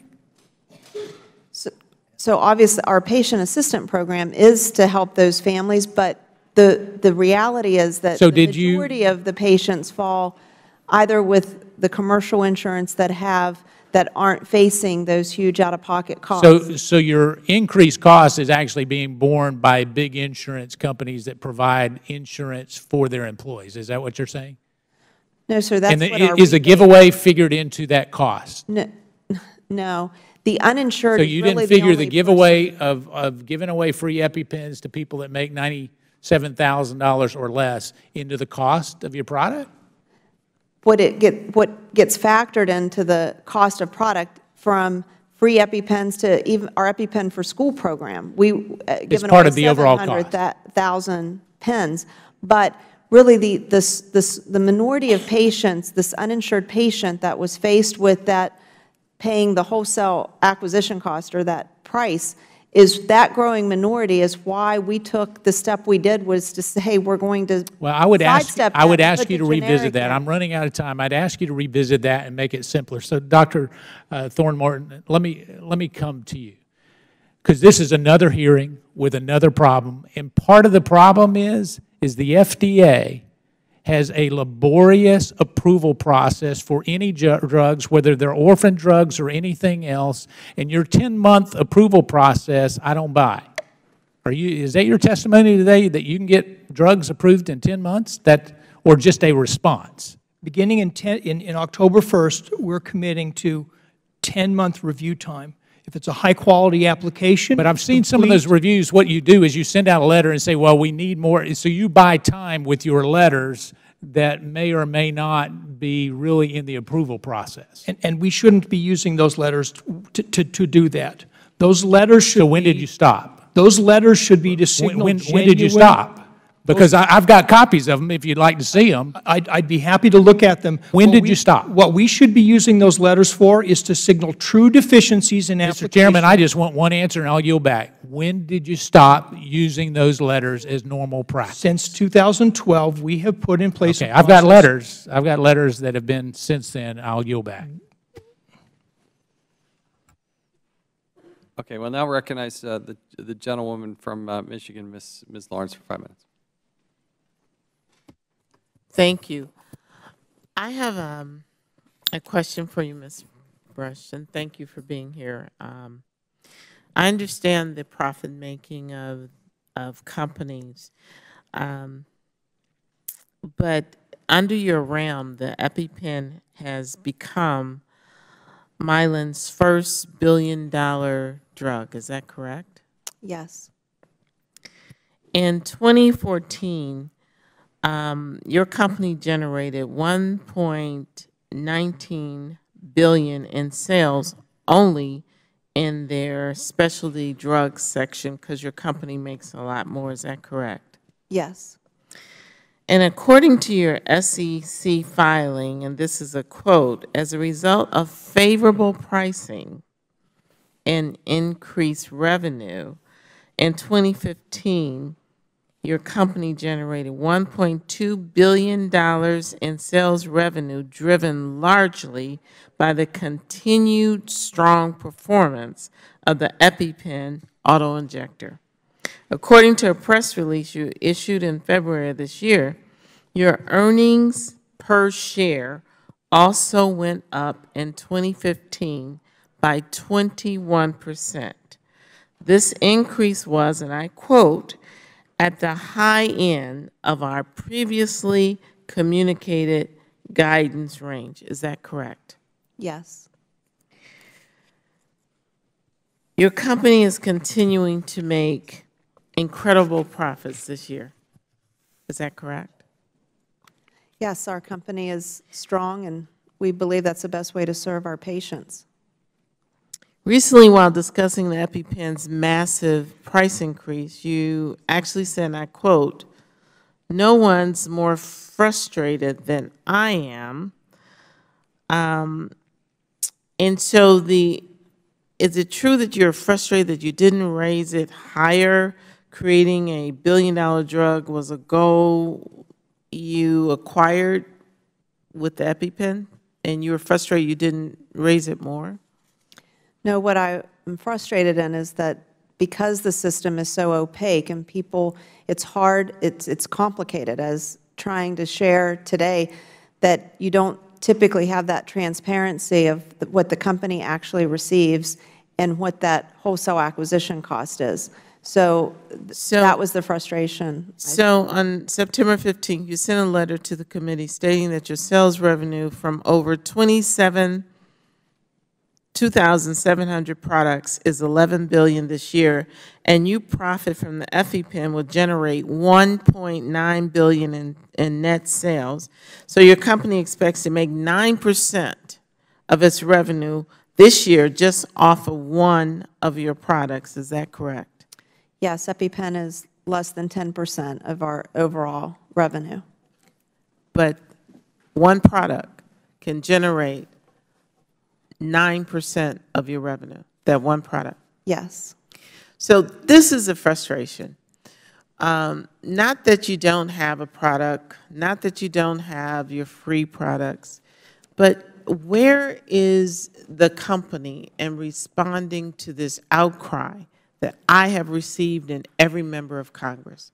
What do you plan to do with that? Do you hear the cry from the constituents? And while you and your company, and I'm sure the employees, enjoy this profit making, where is the sensitivity and where is the company in saying, I hear this, we have made tremendous amount of money. Is it normal for one product to, out of 2,700 drugs, one product is almost 10%, and you have increased that? And while if I'm sitting there at the boardroom, I would say, this is great. You're doing a great thing. You're bringing money in. We're making money. Where are you in the company in saying, what do we do about the outcry of the people on this situation? And we did listen and take immediate action to put a generic in at half the price. And that truly an unprecedented action for a brand to do that. So we did listen, and we believe that we took unprecedented action in getting the generic on the market.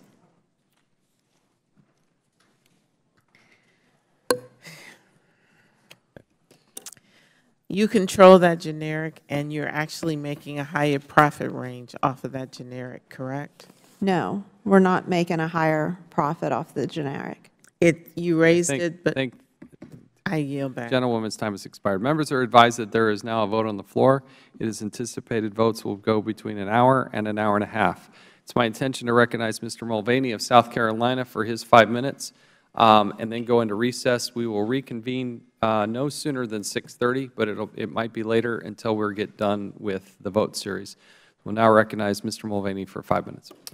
I thank the Chairman, and I may not take all 5 minutes. Because I got to tell you, as someone who considers himself to be a free market Republican, part of me has been uncomfortable with where some of this hearing has gone. I wish we were talking, instead of what we've been talking about why Mylan can charge $600 for this, or $300 for a generic, or whatever.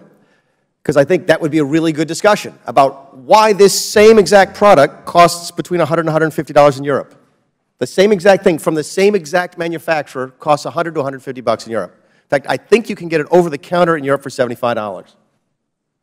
One of the reasons, by the way, is that there's 9 different people making the stuff in Europe. Because it's easier to get drugs approved in Europe, Mr. Throckmorton, than it is here.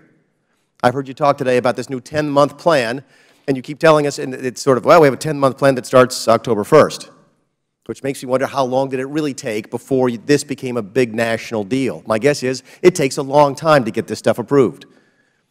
And one of the reasons they can charge $300 or $600 is because it's too hard to get new products approved in this country.